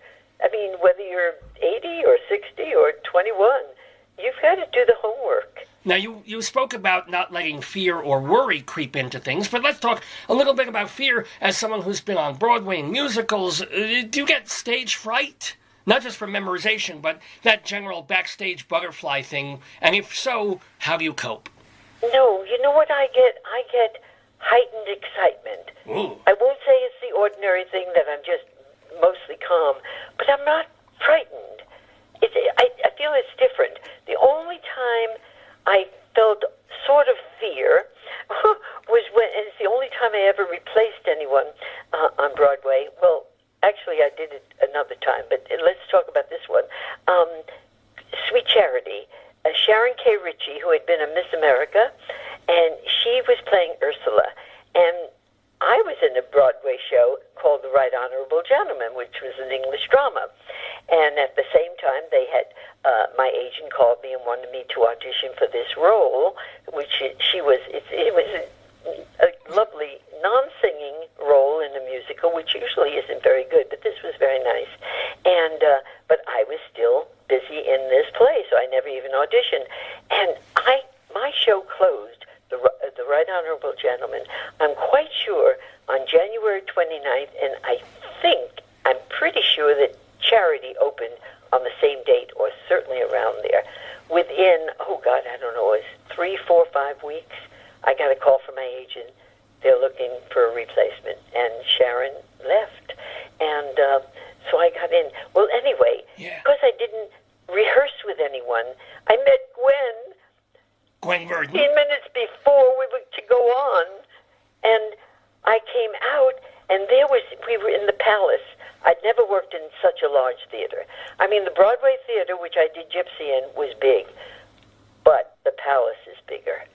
And I must say that's the only time my knees were shaking. Wow. I could feel my knees shaking, and but just that first night, but I was able to, it doesn't paralyze me or anything. Now, I've heard very nice things about Gwen Verdon. Was she great backstage? Was she a nice... Oh, fabulous. Wonderful, wonderful lady. It was really great to work with, and we just enjoyed her so much. Everyone did. I think because she was a dancer. She started in the chorus. She understood, that whole thing, and it was just a delight to be with her. Yep. And also, interestingly enough, you made fast and long-term friends with another actress who was in Sweet Charity at the time. You're just taking off with Ruth Buzzy. Was there a particular... Yes, Ruth Buzzy. Yeah. Oh, God, we had such fun. And we both were in just one act, So we both liked sewing, and we bought... We didn't buy. We hired, rented a sewing machine. And we would make clothes and all kinds of things. And we'd often show it to Gwen because she loved clothes and she loved things that were cut on the bias. And so did I. And I used to make clothes like that. And so at one point, it was after a year, and one of the dresses, I wore two. I had two costumes. One was really worn out and it was really looking crummy, which was not good for this wonderful Hollywood starlet. Yeah. So Gwen told them, we need a new dress. Go out and shop with her. They weren't going to remake it. It was Irene Sharaff, wonderful, great designer. And we went out, and all they were looking at were really inexpensive, cheap, I'll say, dresses. And so that night, Gwen said to me, "So, did you find a dress?" I said, "No." And I told her the kind of stuff we were looking at. She said, "Well, why don't you make your own?" And I said, "Oh, that would be fun." She said, "Yeah, we'll pay for the materials. We'll get the wardrobe mistress to help you if you come into any problems, and we'll pay you $100." And I said, "Oh, okay. I don't want $100. I don't want any money." And so I went to the stage manager and told him that. And he said, "Listen, Gwen is a major stockholder. She wants you to have $100. Take $100." Okay. And my best delight of that is that when they brought the production, not with all of us, but I mean a new production in London, and they copied the costumes. They didn't copy the original Irene Sharaff. They copied mine. So that was a great fun for me. That's a real compliment, by the way. We're talking to Marie Wallace, who was in Sweet Charity, as we said, for a while. You were also in, and this is the original Gypsy. And you weren't a replacement cast member. You were there from the beginning. I was there from the beginning. But I right now, I'm in an American Renaissance Theater Company production, and that is so wonderful. And it's especially, I wanted to tell you about it because it's only on for 2 weeks, and it's called Winter Works 2018, Look Me in the Eyes. And it's very interesting. It has 9 actors, 6 playwrights, and a poet. And so we have 6 plays, small, short plays, all but with the same theme of coupling, and all different kinds of couples. A man and a woman who have been married for years, 2 women who have been friends forever, and strangers in the park. And that's my play. And it's called New York Encounter, which right away I was interested in because New York. Native New Yorker. Right. And and it takes place in Central Park, which is my favorite place of all places. And I'm having such a good time.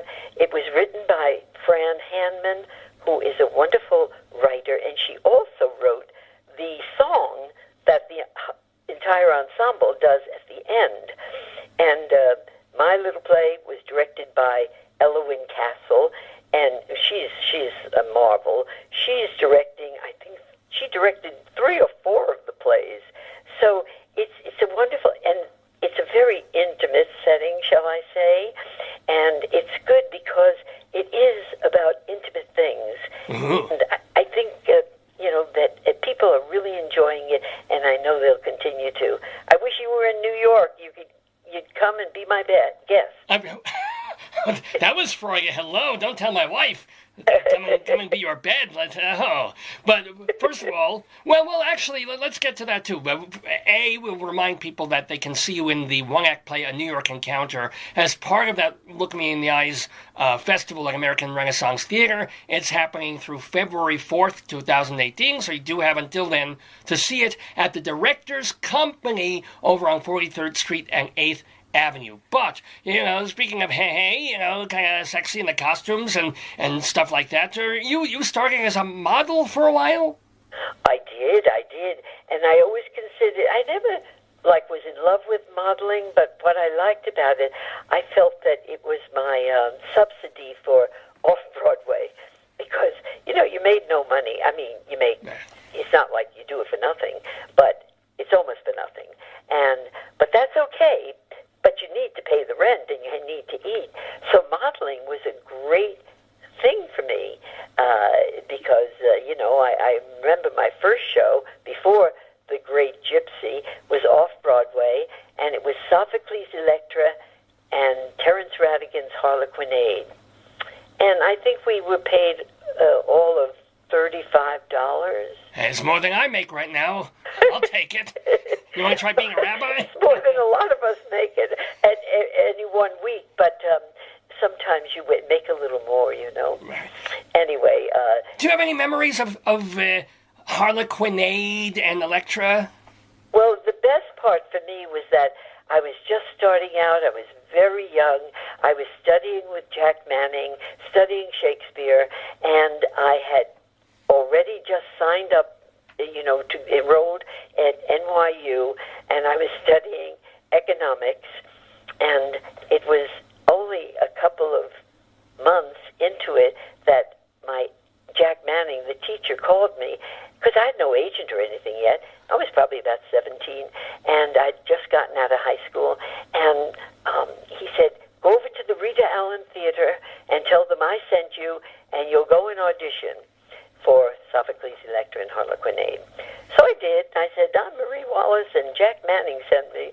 They let me in, and I got to read, and who do I find out is directing it but Philip Burton. Philip Burton was a great Shakespearean scholar and director, and he was the one who actually, they called him the uncle of what's his name, Burton, Richard Burton. Oh. In fact, he took his name from him, and he taught him, that wonderful voice that Burton had. Oh, my God.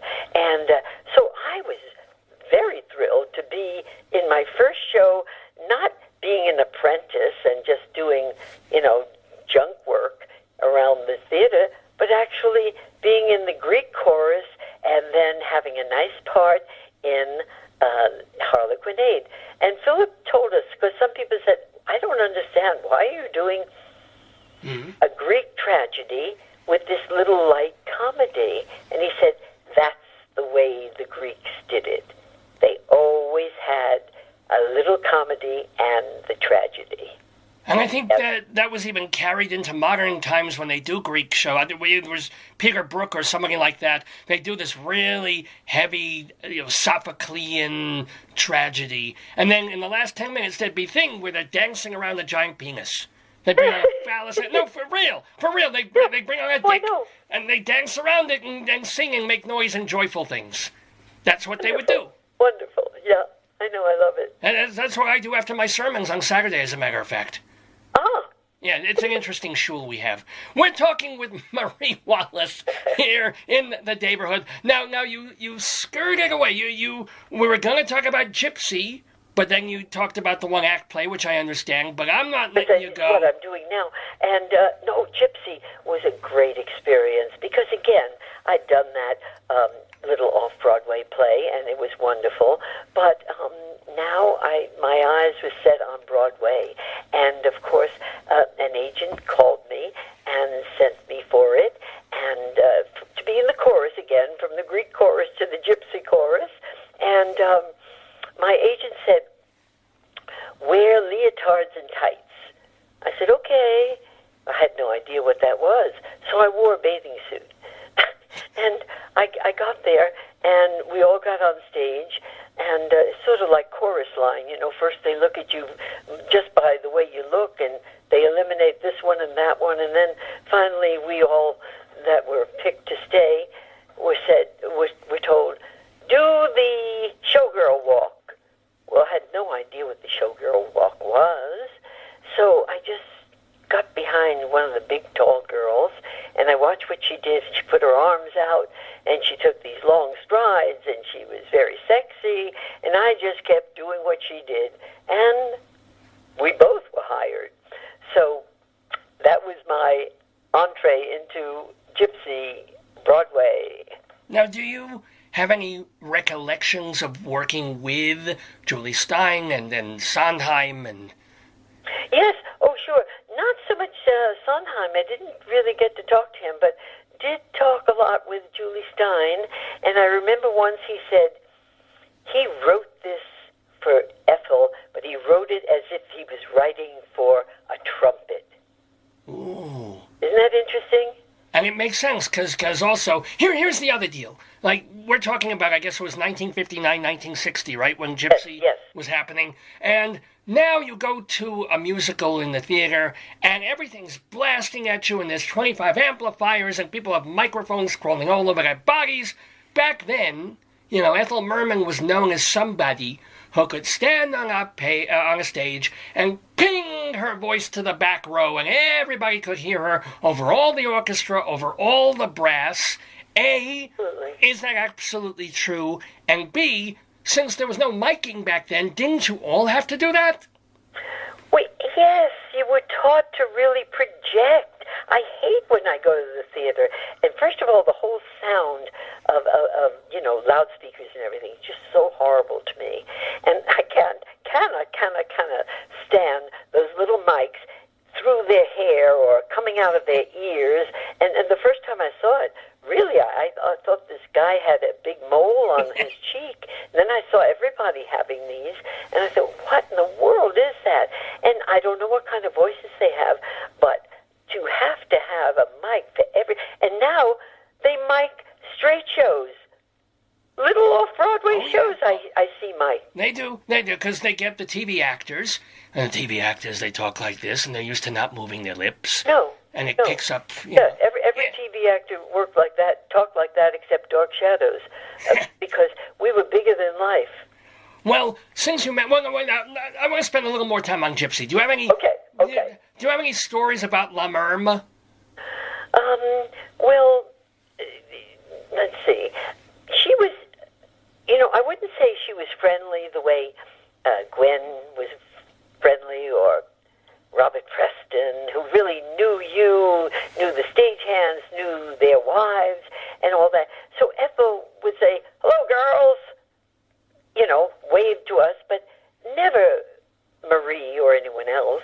And in fact, I do remember something on Christmas. Our stage manager made an announcement and said, everybody in the chorus, come on downstairs in front of Miss Merman's dressing room. So we all piled down there, and we're standing on line, and he had a list of everyone's names. Of course, he knew our names anyway.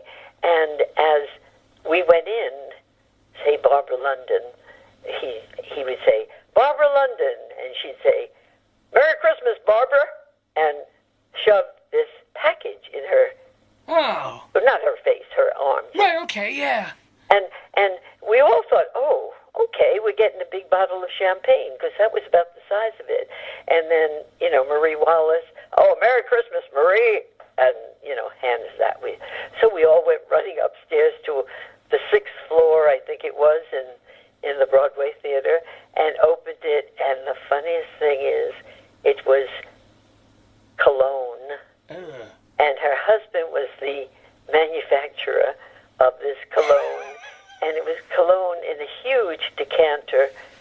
I have to tell you that it was sold at the Woolworths 5 and dime. Oh, man. And was her husband's manufacturer, she probably didn't have to pay anything for it. Oh. Exactly, yeah. Oh, well. Well, but at least she thought of giving us something. Yeah, no, she didn't have to give you anything. That's you know. No, absolutely not. But the best, well, I have a lovely silver plate, a little one, from Gwen Verdon at the year. No, it was at Christmas time. It says Christmas, Gwen and Bobby, 1965, on the back. And I love those kind of presents because you have it forever. That's a cherished thing. And that's a thing that, you maybe give to Broadway Cares Equity Fight, say, to auction off at the next, when you're ready and when it's no longer your... Do you have kids? No. Oh. By choice.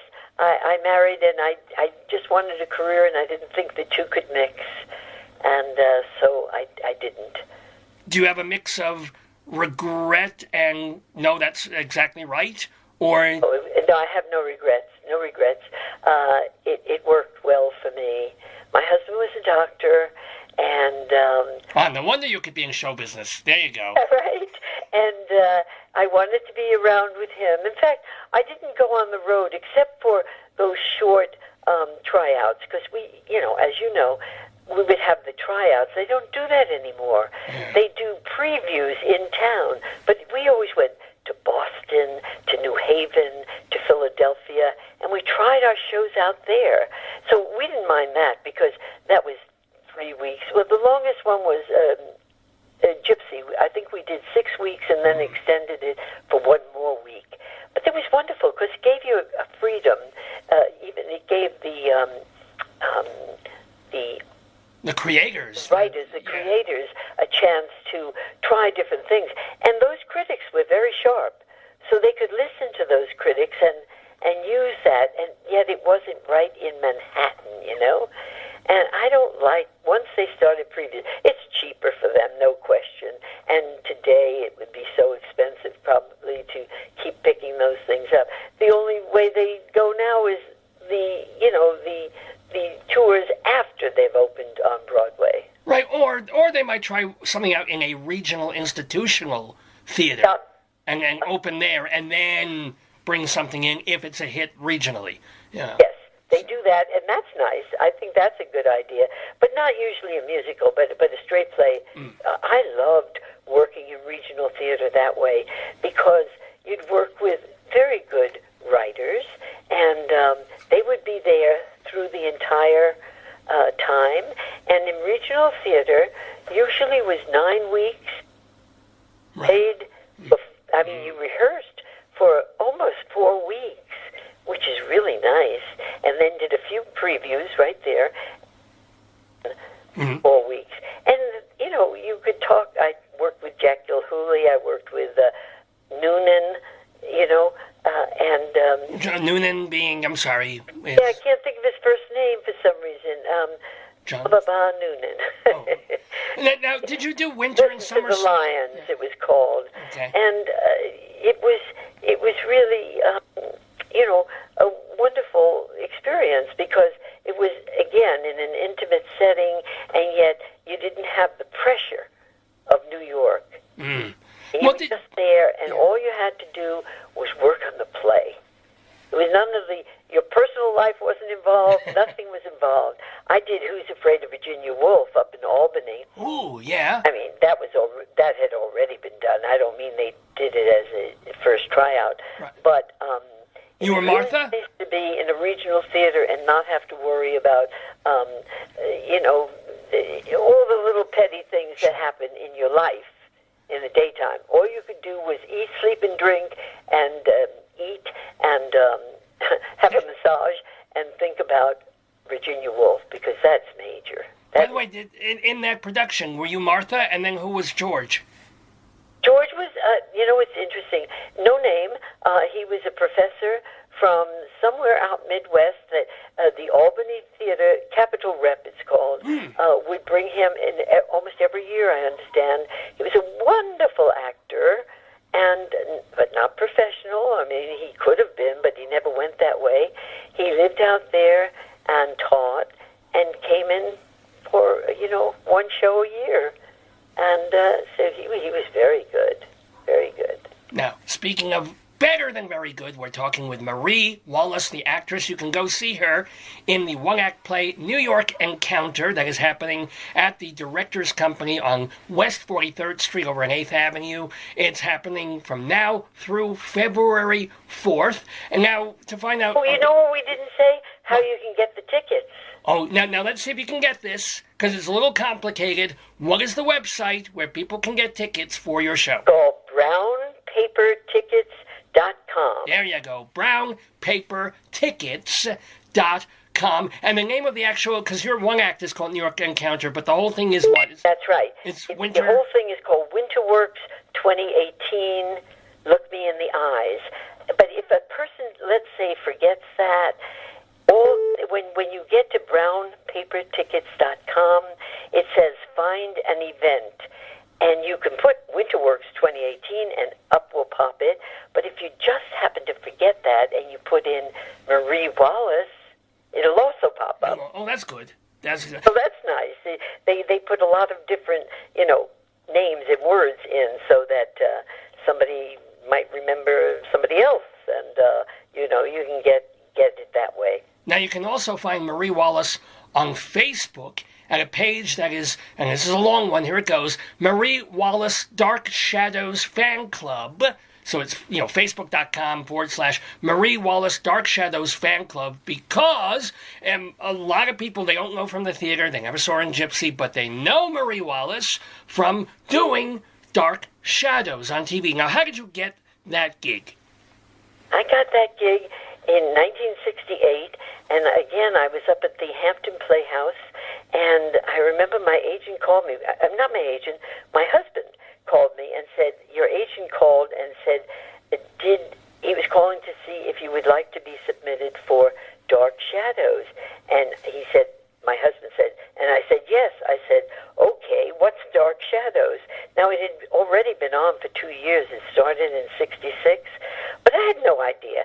I mean, I never watched television except to watch myself or my friends. And so, anyway, when I came back, I checked it out, and, that looked interesting, and got the audition and went to it. And after the real audition, the acting part and coming back and reading something else and all that, that night I got a call saying I had a call back the following day, and they were going to put us in costumes, the three people that were chosen, that they were now going to make their final choice from. And so I went in, they did my makeup, and they gave me a beautiful gown. And the others were a brunette, a blonde, and me, the redhead. Uh-huh. And the only thing I noticed, because I said, oh gosh, this is vampires and ghosts and things, and these two gals had wonderful, long, straight hair, just like Vampira, But I didn't. I had longish hair and nice, thick, curly hair. But I thought, I can't compete with them that way. But I'm going to do this. I'm going to tease my hair out like mad, and it's going to look like a lion's mane. And that's how I acted when I got in front of the camera, because that's all they were looking for was the physical, because they would say to you, walk forward, now walk away, look over your shoulder, give us a come hither look and stuff like that. And so I waited, I sort of in the corner, kept teasing my hair and watching what they were doing with the other gals. And when they finished, I was called, and I did all my little walking and vamping and lion's mane and stuff. And this may be apocryphal, I don't know, but I have been told that Dan Curtis, who was the producer and originator of this whole Dark Shadows, he was standing there watching it, and he threw his script up in the air. He said, that's it, hire her. Whoa. So I got my first job on Dark Shadows. And the thing about Dark Shadows is it was almost more like a repertory company, because Jonathan Frid, he was there in one character for the whole time, but you were three different people.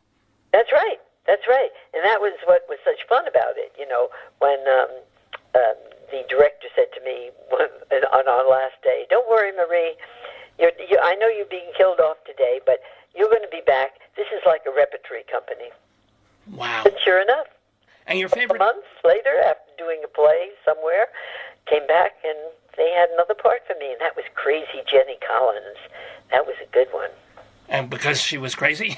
Because you could I think so, because fairly recently I watched some of those episodes, and I called my agent and said, find me a crazy part. They are such fun to play. Yeah, tell me about it.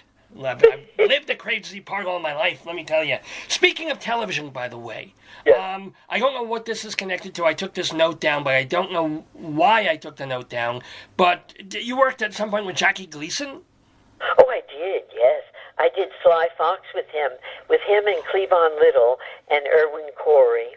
And Arthur Penn directed it again. You know, he's the original director.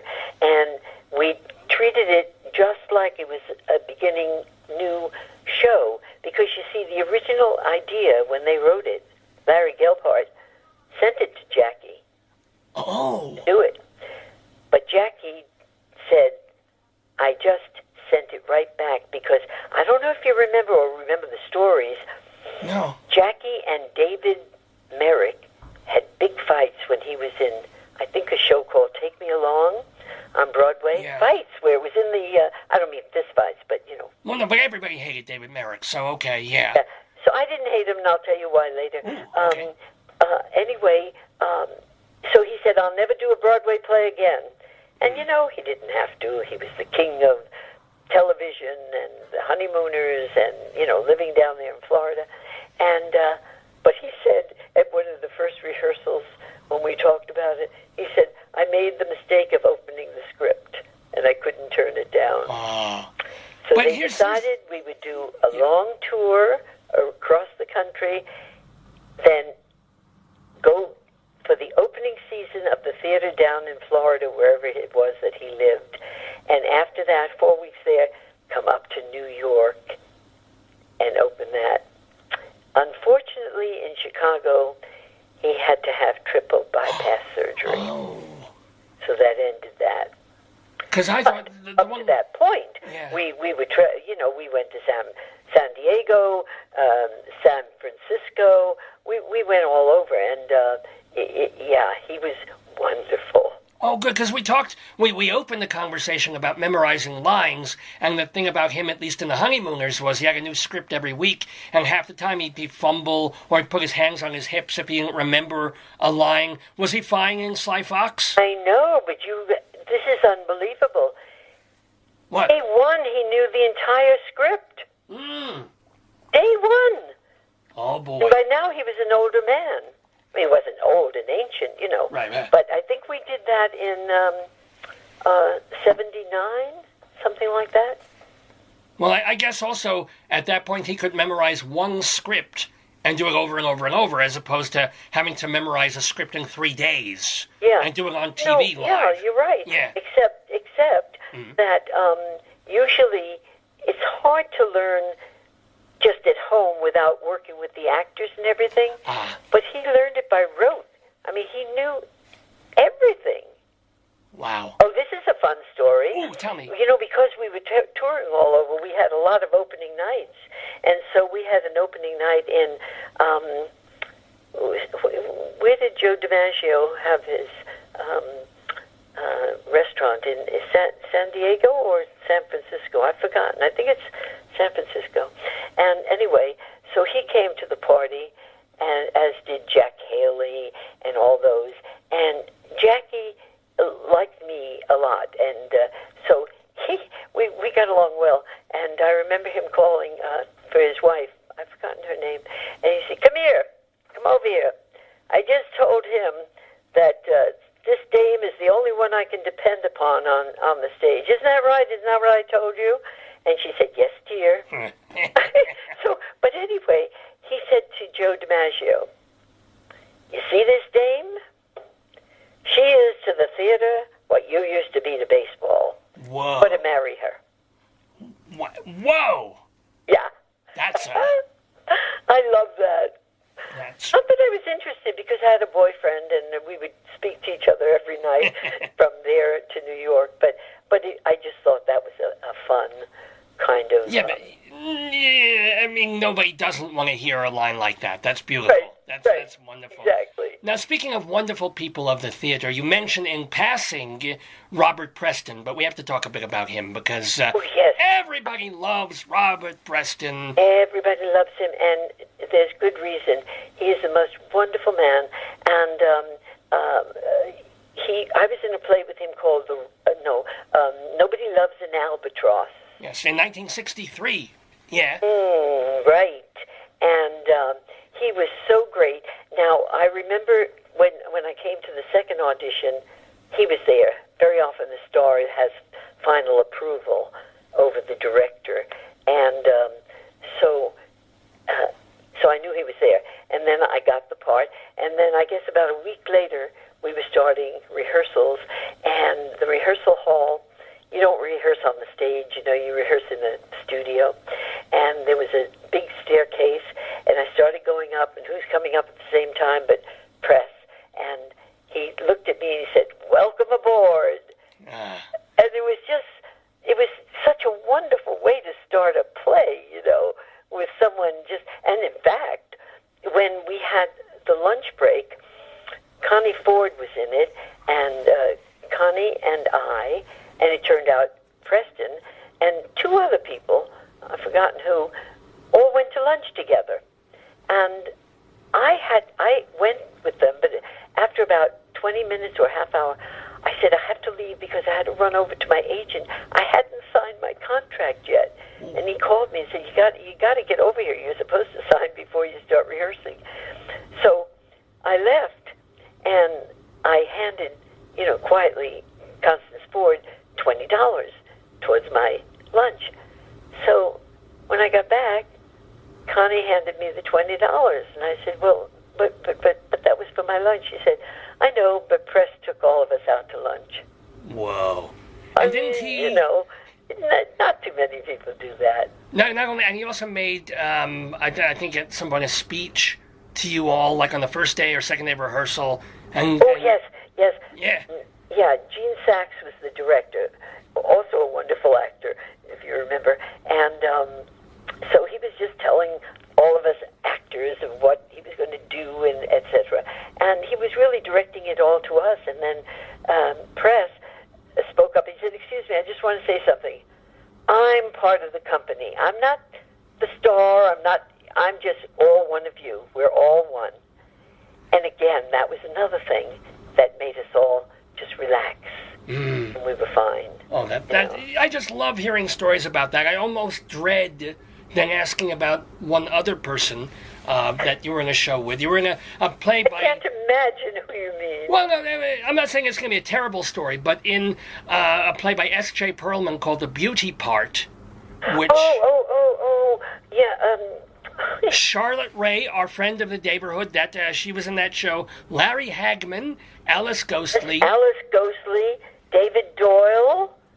Oh, I mean, what a cast! And the star though was Bert Lahr, who had he had his personal difficulties. Did he bring them to bear on everybody else, or did he just torture himself? I thought when I worked with him that maybe all comics were like this. He was so morose, and he had, it seemed to me, such little confidence in himself. And so, I mean, when we were in New Haven, we got on the elevator together, and he said to the elevator operator said to him, "I saw the show last night, Mr. Lahr." He said, "Yeah, what'd you think of it? What'd you think of it?" I mean, and so then when we were up in, I believe it was Boston, we had a luncheon with a bunch of women, and afterwards they were going to be coming to the show. It was some sort of theater party. And so I remember this very lovely woman said to him, "Oh, Mr. Lahr, all of Boston loves you." And he said, "Yeah, then where are they? They're not coming to the show." So he wasn't nasty nasty to people. He just felt like constantly beleaguered, like his career was going to crest and fall. Did you read the biography by his kid, by John No, I didn't read it. But I do remember that he when we were at Thanksgiving, when you're an actor and you're away for a big holiday, the company becomes your family. Well, they become that way anyway, but I mean, especially in the holiday. So we couldn't cook a turkey or anything, but we all went over to Casey's restaurant and all had our Thanksgiving dinner or luncheon together. And we look over, and there's Bert with his son, and they're hardly talking to each other. They didn't seem to have any kind of communication. It was so uncomfortable to see it, And he was a complex character, I guess. Now, are there any people that you worked with, and maybe they're dead now, that you would never work with again if they were still alive? Well, Come on. Wait a minute. Once Robert Preston said this, he said, very, meaning it as a joke, of course, I'll never work with David Merrick again until he asked me. Okay.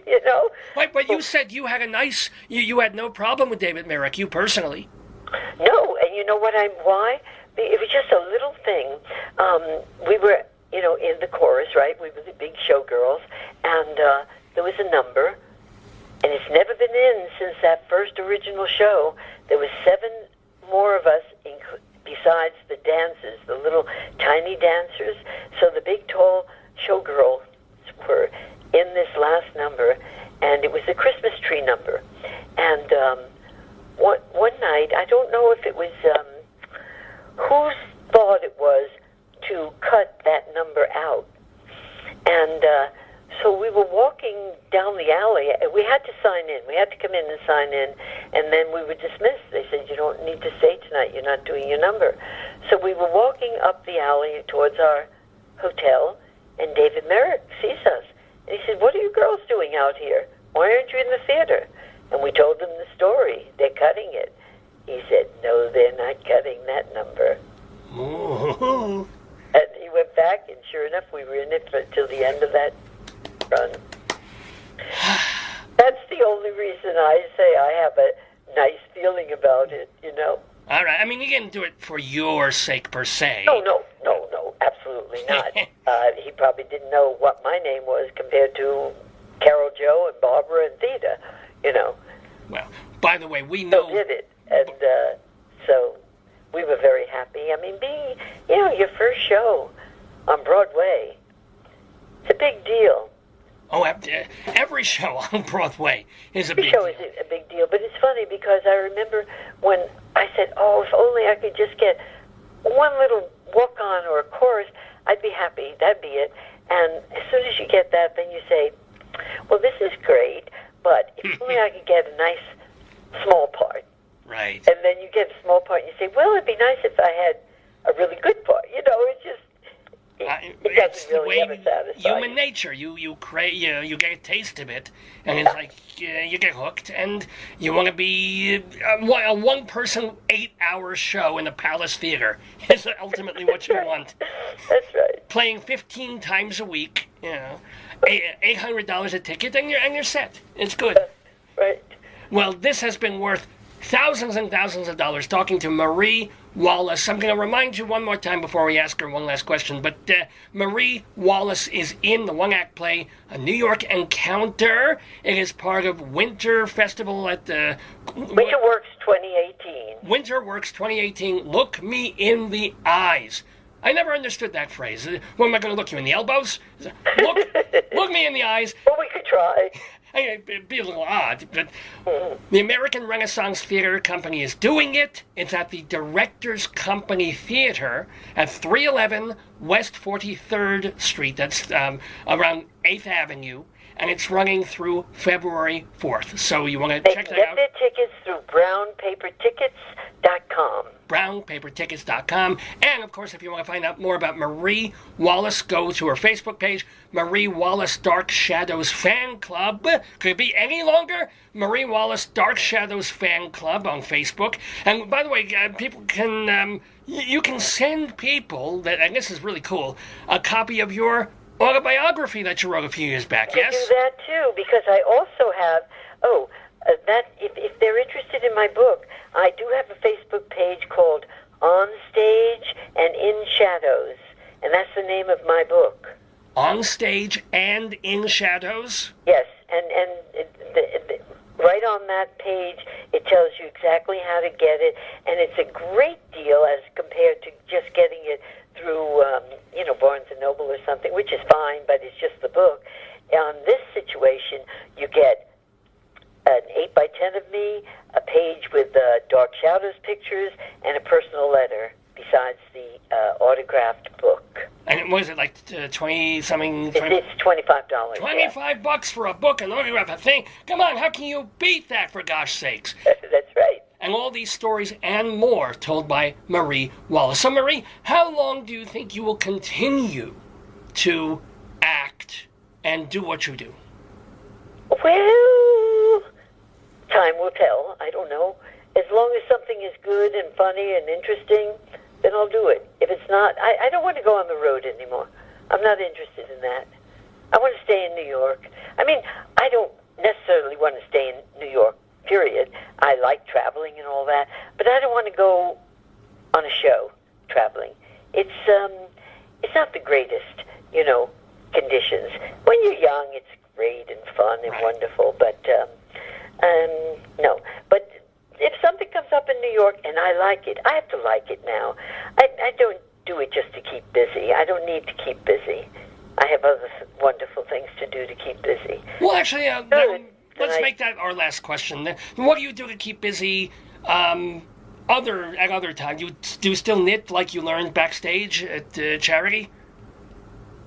No, I used to paint backstage, but I don't paint now, but I'm probably going to be taking it up again. But I did something that's very similar. I had a kind of second profession of photography, and I worked for about the last 10 years as a photographer, a special events photographer. Oh, lovely! And then I did my own work, and have had a couple of shows and won some, awards for it, and so that's been a very big part of my life, and I just like to be in Central Park. I like to read. I like to do whatever comes up. Well, I'm thrilled that this program came up and that we have had Marie Wallace here with us in the neighborhood. Please go see her in Look Me in the Eyes and her one-act play that she's in, New York Encounter, and also keep apprised of everything that she is doing because, as we've seen, she is delightful. Marie Wallace, we thank you for being with us in the neighborhood, and shalom to you. And shalom to you, Rabbi. I had a wonderful time talking with you. It's been great, and I look forward to doing it again. Halavai. Okay. Bye-bye now. Bye. Lovely hearing both Rabbi Saul Solomon and Marie Wallace here in the neighborhood on the Dave's Gone By radio and Facebook program of the air. It is about 8 minutes after 11 Mountain Time here at the University of Northern Colorado in Greeley, Colorado. I'm Dave Lefkowitz. This is our 638th episode of the show. We're calling it Bright Shadows in honor of Marie Wallace, our new friend of the neighborhood. And we care about the friends of the neighborhood. That's we like to keep tabs on the people who've been on this program in the months and years past and kind of let you know what they've been up to in this segment.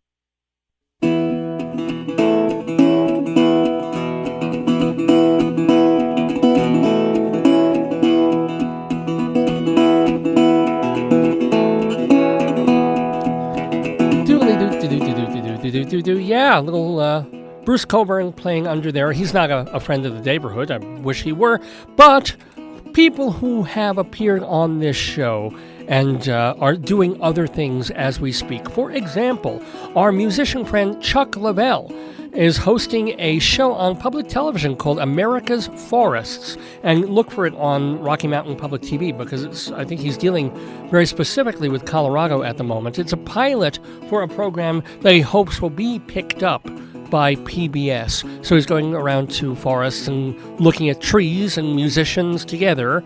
Sounds interesting. It's called America's Forests. Look for it on your station dial. And hey, hearty congratulations to our very recent friend of the neighborhood, Andre DeShields, the veteran actor. He is getting a Lifetime Achievement Award from the Bistros, and that is happening on March 12th. Now, our friend of the neighborhood, Sherry Eaker, who used to run Backstage magazine, she hosts, she MCs, she coordinates and produces the Bistro Awards. So it's way cool that literally a week after Andre DeShields joined us, he's getting this Lifetime Achievement Award. So yay. And yay for us for having him on. See, good things happen to people who appear in the neighborhood. Want to let you know also that Mike Burston, the veteran actor, I didn't realize this, but a couple of months ago, he directed his first movie. 71 years old, he's been doing theater and concerts and cabaret all his life. He directed a movie in Israel, where he has, I think, his main home, all about Arab and Israeli soldiers helping each other at the end of the Six-Day War. It's called Azimuth. I forget what that actually means, what that word is, but it's Azimuth. It was in the Israeli Film Festival, and it was released in America on December 1st, 2017. I don't know where. I mean, it's not like you can see it online at this point. I don't know at what point they'll be putting it on DVD, but certainly congratulations to Mike Burston on directing his first movie. Yay. And I want to wish a refuah shlema, as Rabbi Saul Solomon would say. I want to wish get better soon to comedian Marty Allen. He's 95 years old, still has been performing up until Christmas morning. Well, see, Jews should not do anything on Christmas. This is why, because he got up on Christmas morning and broke his hip.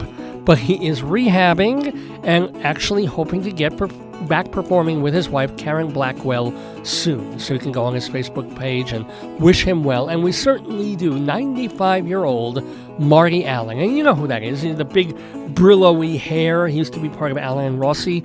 Anyway, I want to shout out to Mark Russell, fellow comedian. He is still posting jokes at his website, markrussell.net. He's retired, but he still does the occasional concert and appearance, but he keeps up his website, and every week or two, he'll put some new political jokes on it. So among them, let's see, Mark Russell writes that White House physician Dr. Ronnie Jackson gave Donald Trump a clean bill of physical and mental health, or, as it's called in medical circles, fake diagnosis. Because fake news. Okay, the Trump administration, by the way, just so you know a little bit more about the Trump here, Trump administration is rolling back the Obama-era rule against killing migratory birds. Here's their slogan, "Make the bald eagle dead again." So, political joke. I kind of miss him without the piano, but Mark Russell still doing his thing at markrussell.net. Want to remind you that running now through the end of January, Rondi Reed has been playing Madame Marable in Wicked on Broadway at the Gershwin Theater, but her contract is up in a couple more, as a matter of fact, one more week. So you just have until, tomorrow. You have till tomorrow to see Rondi Reed in Wicked on Broadway. And then on, what else? That date can't be right, so I won't be reading that. But I will read this one. On Tuesday, Ed Asner, our friend of the neighborhood, is joining Kate Burton, who I met in person a couple of months ago. It was a wonderful lady. But Ed Asner and Kate Burton are doing a play about the Holocaust called The Soap Myth, and they're touring it. They're doing kind of a little Northeast tour, and it will be at the Museum of Jewish Heritage in Battery Park. That's this Tuesday. And then if you miss it, on Thursday, they're doing The Soap Myth at the Hofstra Hillel in Hempstead, Long Island. So two 2 chances to see that. Letting you know also that musician friend Gary Lucas is accompanying short experimental films by Curtis Harrington at Brooklyn's Roulette Intermedium. Got a lot of stuff to remember there, but it's a place in Brooklyn. They're showing these avant-garde films, and Gary Lucas will accompany them with his music live. Want to let you know also that our friend Austin Pendleton is playing God in Delta in the Sky with Diamonds, or maybe not. That's the title of the show. It's at Theater 54 on West 54th Street in Manhattan. We mentioned it before as one of those shows that you can get $20 tickets to if it's not sold out as part of the 20 at 20 program. It's Delta in the Sky with Diamonds, or maybe not. Playwright Michael Weller is adapting Lilium into... Now, Lilium is that Hungarian play that they based the musical Carousel on. Well, he's doing his own adaptation. It's called Jericho, and he's reset it in Coney Island. It's being done at the Attic... Well, the Attic Theater Company is doing it at the Wild Project on East 3rd Street now through February 10th. And now through the middle of February in London, if you happen to be there, go to the Park Theater and see Rothschild and Sons, which is co-written by our friend Sheldon Harnack and stars Robert Cuccioli as Baron Rothschild and how he and his sons grew up in business in anti-Semitic, I guess it would have been Vienna. Probably. Okay, or... been a while since I've seen the original Rothschilds. Anyway, and I didn't see the original Rothschilds. I saw off-Broadway revival of it. Anywho. The Chekhov Dreams is at the Beckett Theater. That's why I remember the Chekhov Dreams, because my cousin, Scott Arangow, is the set designer for the show. It is at the Beckett Theater through February 17th. Through February 24th, in Palm Desert, California, you can see our friend Kathy Garber. She was the young actress then in Family Affair. Now she's appearing in Dinner Act 5. And check this out. Her co-stars include Chris Knight, who played Newman in Seinfeld, and Larry Thomas, who played the Soup Nazi. So, Chris Knight wasn't Newman. Chris Knight was one of the Brady Bunch guys. He's in there too. Well, anyway, look for it. It's in Palm Desert, California, and features Kathy Garver in Dinner at 5. Our friend Galinsky is starring in the play that he wrote, The Bench, directed by our friend J.O. Sanders. That's happening at the East Village Playhouse through the middle of April. On TV, make sure to check out Linda Lavin, our friend in the CBS sitcom 9JKL. And now, moving back to Broadway, all these Broadway shows, written or co-written by friends of the neighborhood, including Aladdin, I'll do these in a short way. Aladdin, Alan Menken. The Bang's Visit, David Yazbek. Beautiful, the Carole King musical, Douglas McGrath. A Bronx Tale, Chaz Palminteri, Alan Menken, and Glenn Slater. Come From Away, Irene Sankoff and David Hine. Daniel Breaker is playing Aaron Burr in Hamilton. And Glenn Slater co-wrote School of Rock.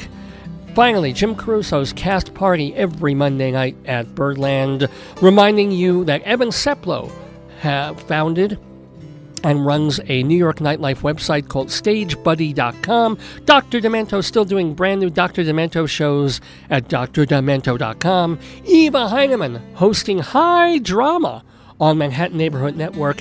And, of course, Charlie Gross and Leslie Hoban Blake co-hosting Two on the Aisle on that same network. Just go to mnn.org for more information. And finalmente, Bob Cudmore doing podcasts of upstate New York history at bobcudmore.com. And those, my friends, are the friends of the neighborhood.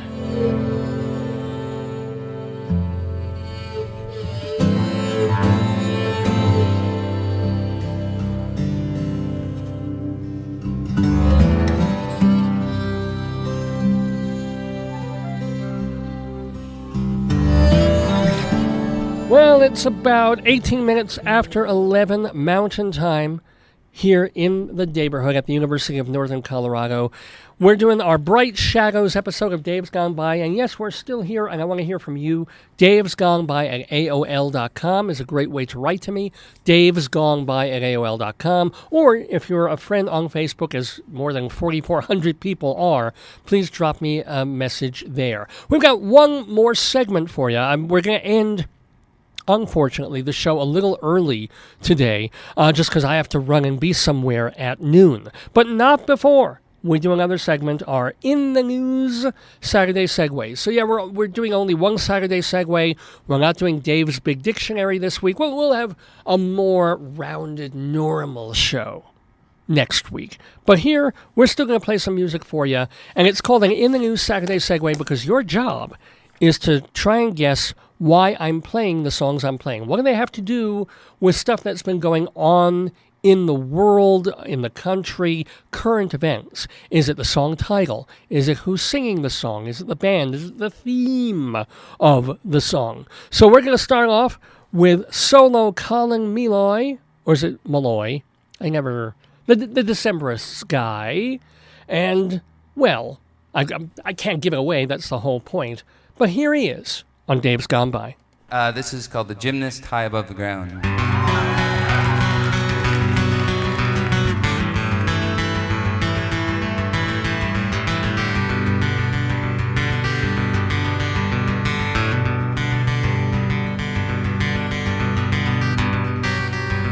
The gymnast high above the ground,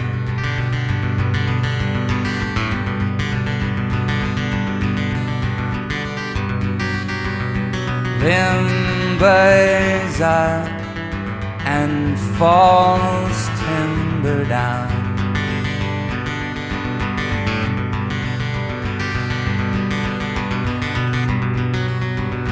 Ankles splay and all tied,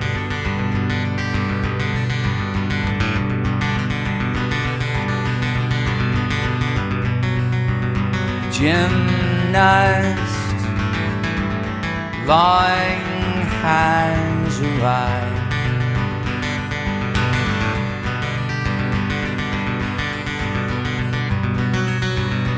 Lanky, your long sister legs,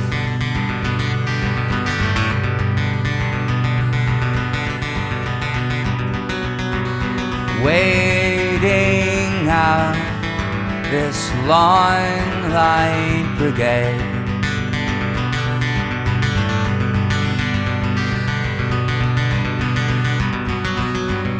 Prayed for snow a long time,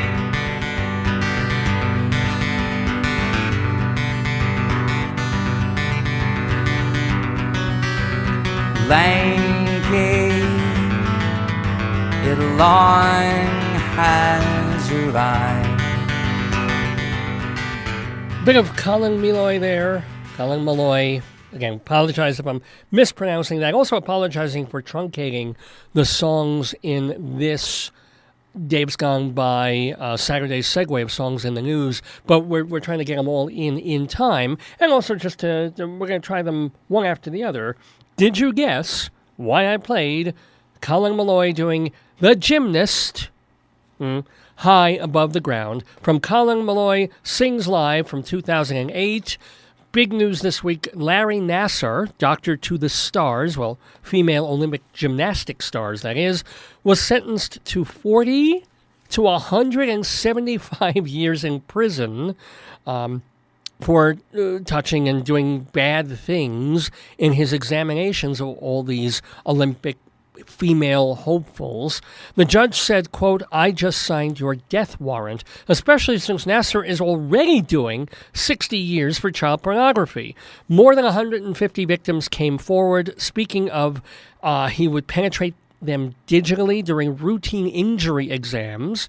Not sure how you go from like a bad thigh or calf muscle to higher up. But anyway, now the spotlight is also falling on Michigan State University over how they handled or did not handle complaints against Larry Nassar and USA Gymnastics. It did cause the resignation of MSU's president this week, and they're going to be hashing this out for a while because the complaints began a long time ago against Nassar, and a year and a half ago the president put out a letter that they're looking into it. They're doing... I mean, and how many other shoes are going to fall in terms of other sports doctors and trainers and coaches like this? But anyway, we played The Gymnast High Above the Ground by Colin Meloy. And now, let's, I don't want to repeat myself, but I don't want to repeat myself. So let's repeat myself. Here's The Fall. Right noise! We're gonna get really speedy. You're gonna wear black all the time. You're gonna make it on your own. 'Cause we dig ya. 'Cause we dig ya.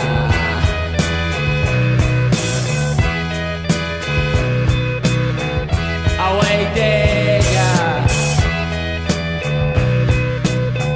Away dig a repetition. Away dig a repetition. We dig repetition in the music and we're never gonna lose it.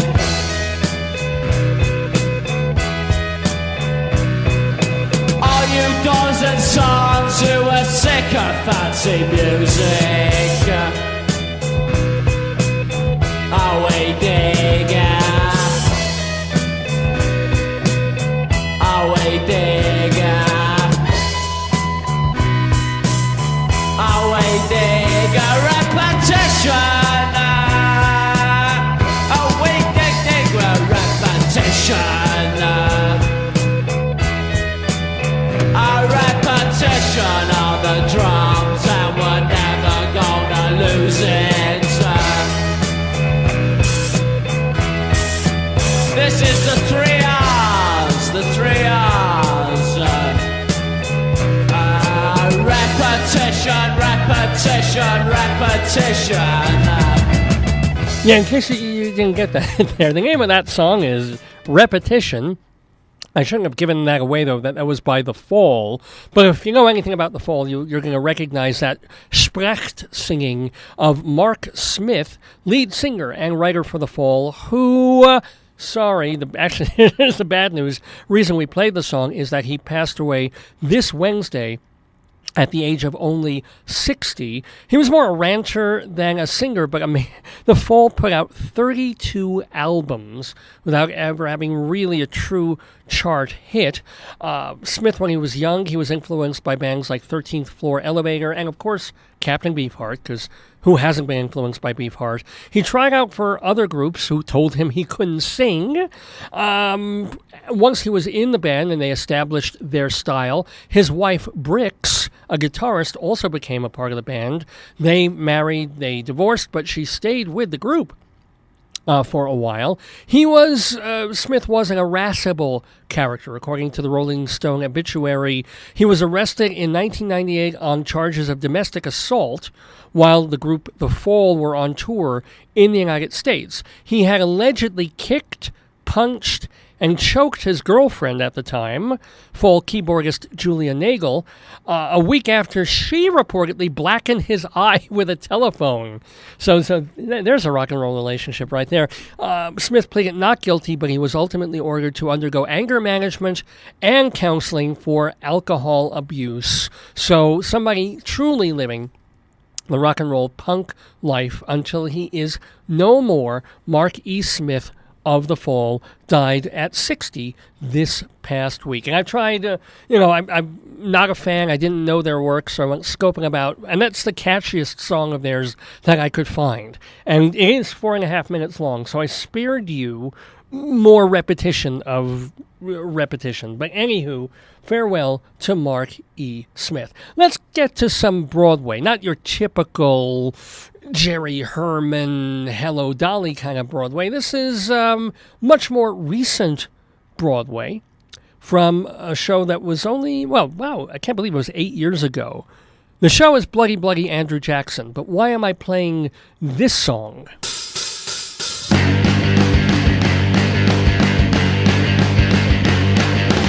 Gentlemen and ladies fair who grace this famous city, just listen if you've time to spare while I rehearse a ditty. And for the opportunity, conceive yourself quite lucky, for 'tis not often that you see a hunter from Kentucky. Oh, Kentucky, the hunters of Kentucky. Oh, Kentucky, the hunters of Kentucky. In Jackson he was wide awake and was not scared of trifles, for well he knew what aim we take with our Kentucky rifles. He led us down to Cypress Swamp, the ground was low and mucky, and there stood John Bull in pomp. Here was old Kentucky. Oh, Kentucky, the hunters of Kentucky. Oh, Kentucky, the hunters of Kentucky. Oh, Kentucky, the hunters of Kentucky. Oh, Kentucky, the hunters of Kentucky. Okay, so we kind of get what that song is about. It's from Bloody Bloody Andrew Jackson, the 2010 off-Broadway cast there. The Hunters of Kentucky was the song, and that has to do with what happened in Kentucky, as it's been happening in so many schools this year so far. I think it was the 11th incident of a shooting in a school so far in 2018. A 15-year-old boy was charged with 2 counts of murder and 12 counts of assault when last Tuesday he opened fire on the school, killing 2 people and wounding 18 others. The only thing I don't understand is how you have these charges of 2 counts of murder. Okay, he killed 2 people, right? And then 12 counts of assault when he wounded 18 others. Wouldn't that be at least 18 counts of assault? I don't know how the lawyers do these things. But anyway, that's why we played The Hunters of Kentucky. And now maybe you can tell me why we're playing Christine Ebersole singing this tune.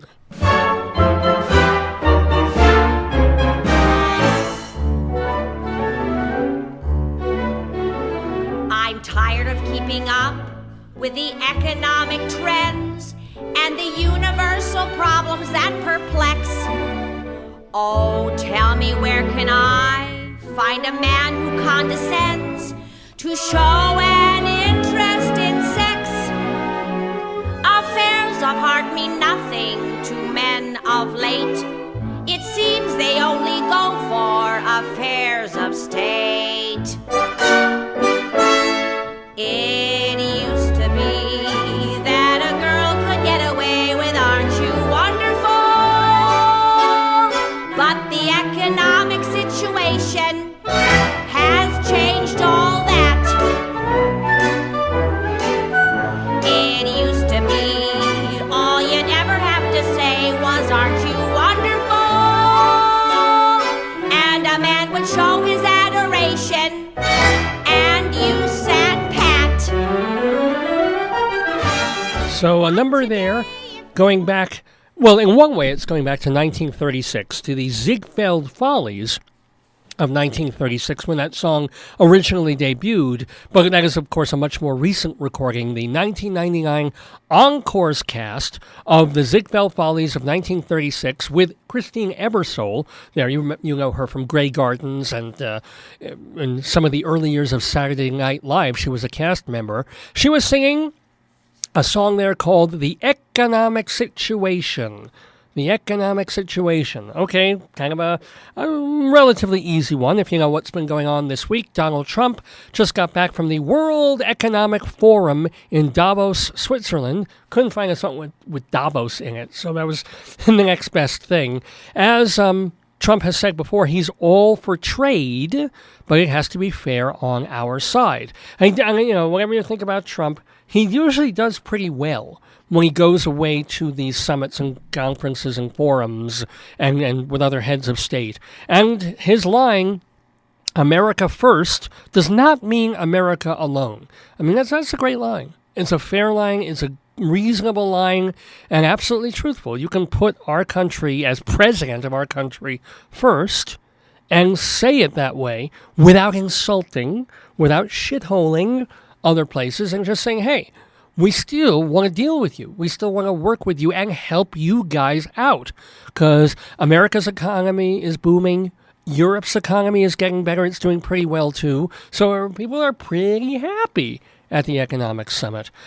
So anyway, Trump at the Davos summit over there in Switzerland, which is why we played the economic situation. We got one more song to play for in our Saturday segue of songs in the news. Kind of wish I didn't have to play this one, but here it is.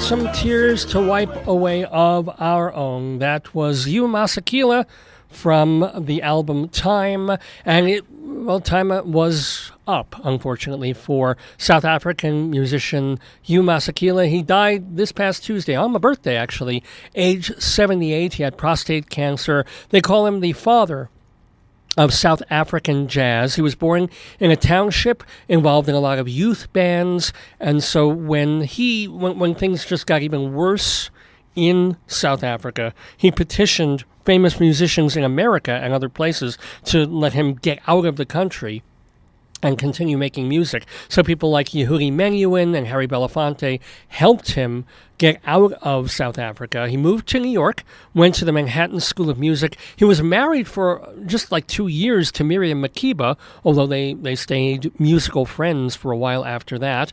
And he had a couple of hits, one of which we will close the show with. He played with people like the Byrds and Paul Simon, had tremendous influences on bands like that as well. And the nice thing is, once apartheid was over, or even before apartheid was over, he started building a music school out in South Africa. And as the situation, the climate changed there, he started getting back into that music, moving away from pop, jazz, and more into South African rhythms and styles and stuff, and helping set up more music schools and giving back to a country that was now willing to accept him and people like him. So we're going to say farewell to Hugh Masekela here in the neighborhood, closing our Saturday segue of songs in the news on this Saturday, January 27th, 2018, our 638th program. And yeah, as I said, we're usually on here not just till noon, but I go overtime. I do so much stuff. I'm usually here till about 1 o'clock. But I've got to run and do something at noon today. So alas, I'm closing the show got to do some thank yous. Got to thank my darling and adorable and wonderful wife, Joyce, for being with me for the first part of the program and for all the wonderful things she does with me and for me every day of my life. And I thank her for being part of my birthday this week, too. Got to give a big thank you to Scotty Rhodes, the press person who set up our interview with Marie Wallace. Remember that she is in that one-act play at Winterfest 2018, being done at the Directors Company on West 43rd Street. For more information about everything she does, it's Marie Wallace Dark Shadows Fan Club on Facebook. Marie Wallace Dark Shadows Fan Club on Facebook. We also thank Rabbi Sal Solomon for conducting that interview. For more about him, please go to his website, shalomdammit.com. Shalom, D-A-M-M-I-T, shalomdammit.com. You can hear his rabbinical reflections there. You can watch his 10 episodes of his TV show there, even his live stage show as it was performed at the Richmond Shepherd Theater about 5 or 6 years ago. Just go to shalomdammit.com. I want to thank Evan at Seattle for helping me out here in terms of knowing what's coming next to this radio station, UNC Radio, or what will be left of it. We didn't think we would be streaming today from UNC. We are, which is thrilling. We may not be next week, but we'll definitely be back with our Facebook stream next week and the week ahead and the week ahead. So Dave's Gone By goes on no matter what happens here budget-wise and equipment-wise at UNC Radio. I'm just reminding everybody of that. To stay apprised of what will be happening with my show, just go to davesgoneby.com, davesgoneby.com, and also, of course, follow us here on Facebook and like us and send us messages, please, as well. And also you can check my Twitter feed, Radio Dave 2, Radio Dave, the number 2. Well, that about does it for this episode of Dave's Gone By. I want to thank you for tuning in. If you missed all or part of it, or you want to hear it in quality audio as opposed to just watching on Facebook, you can go to the archive section of davesgoneby.com. Probably by tomorrow morning, we'll have the show posted along with all our other archives going back to 2002. So, until we meet again, we've got pretty cold weather out today. It'll be about 41 degrees just for a high. Going up a little warmer tomorrow. Nice day, seasonal, 48 degrees for a high, mix of sun and clouds. Monday we crack 50, yay. And Tuesday, that's the day when our high is going to be 62 degrees. Perfect. And then we get a bit of a cold front. Wednesday cools off a lot. We're back to the mid-40s, and we are due for snow showers, maybe some snow, Thursday into Friday. So the rest, late end of the week, bleh. But next couple of days, warming gradually. Today's still a bit chilly, but pretty nice. And by Tuesday, you're going to want to be grazing in the grass, just like Hugh Masekela used to. So till I see you next week, have a great time grazing and doing and gone by.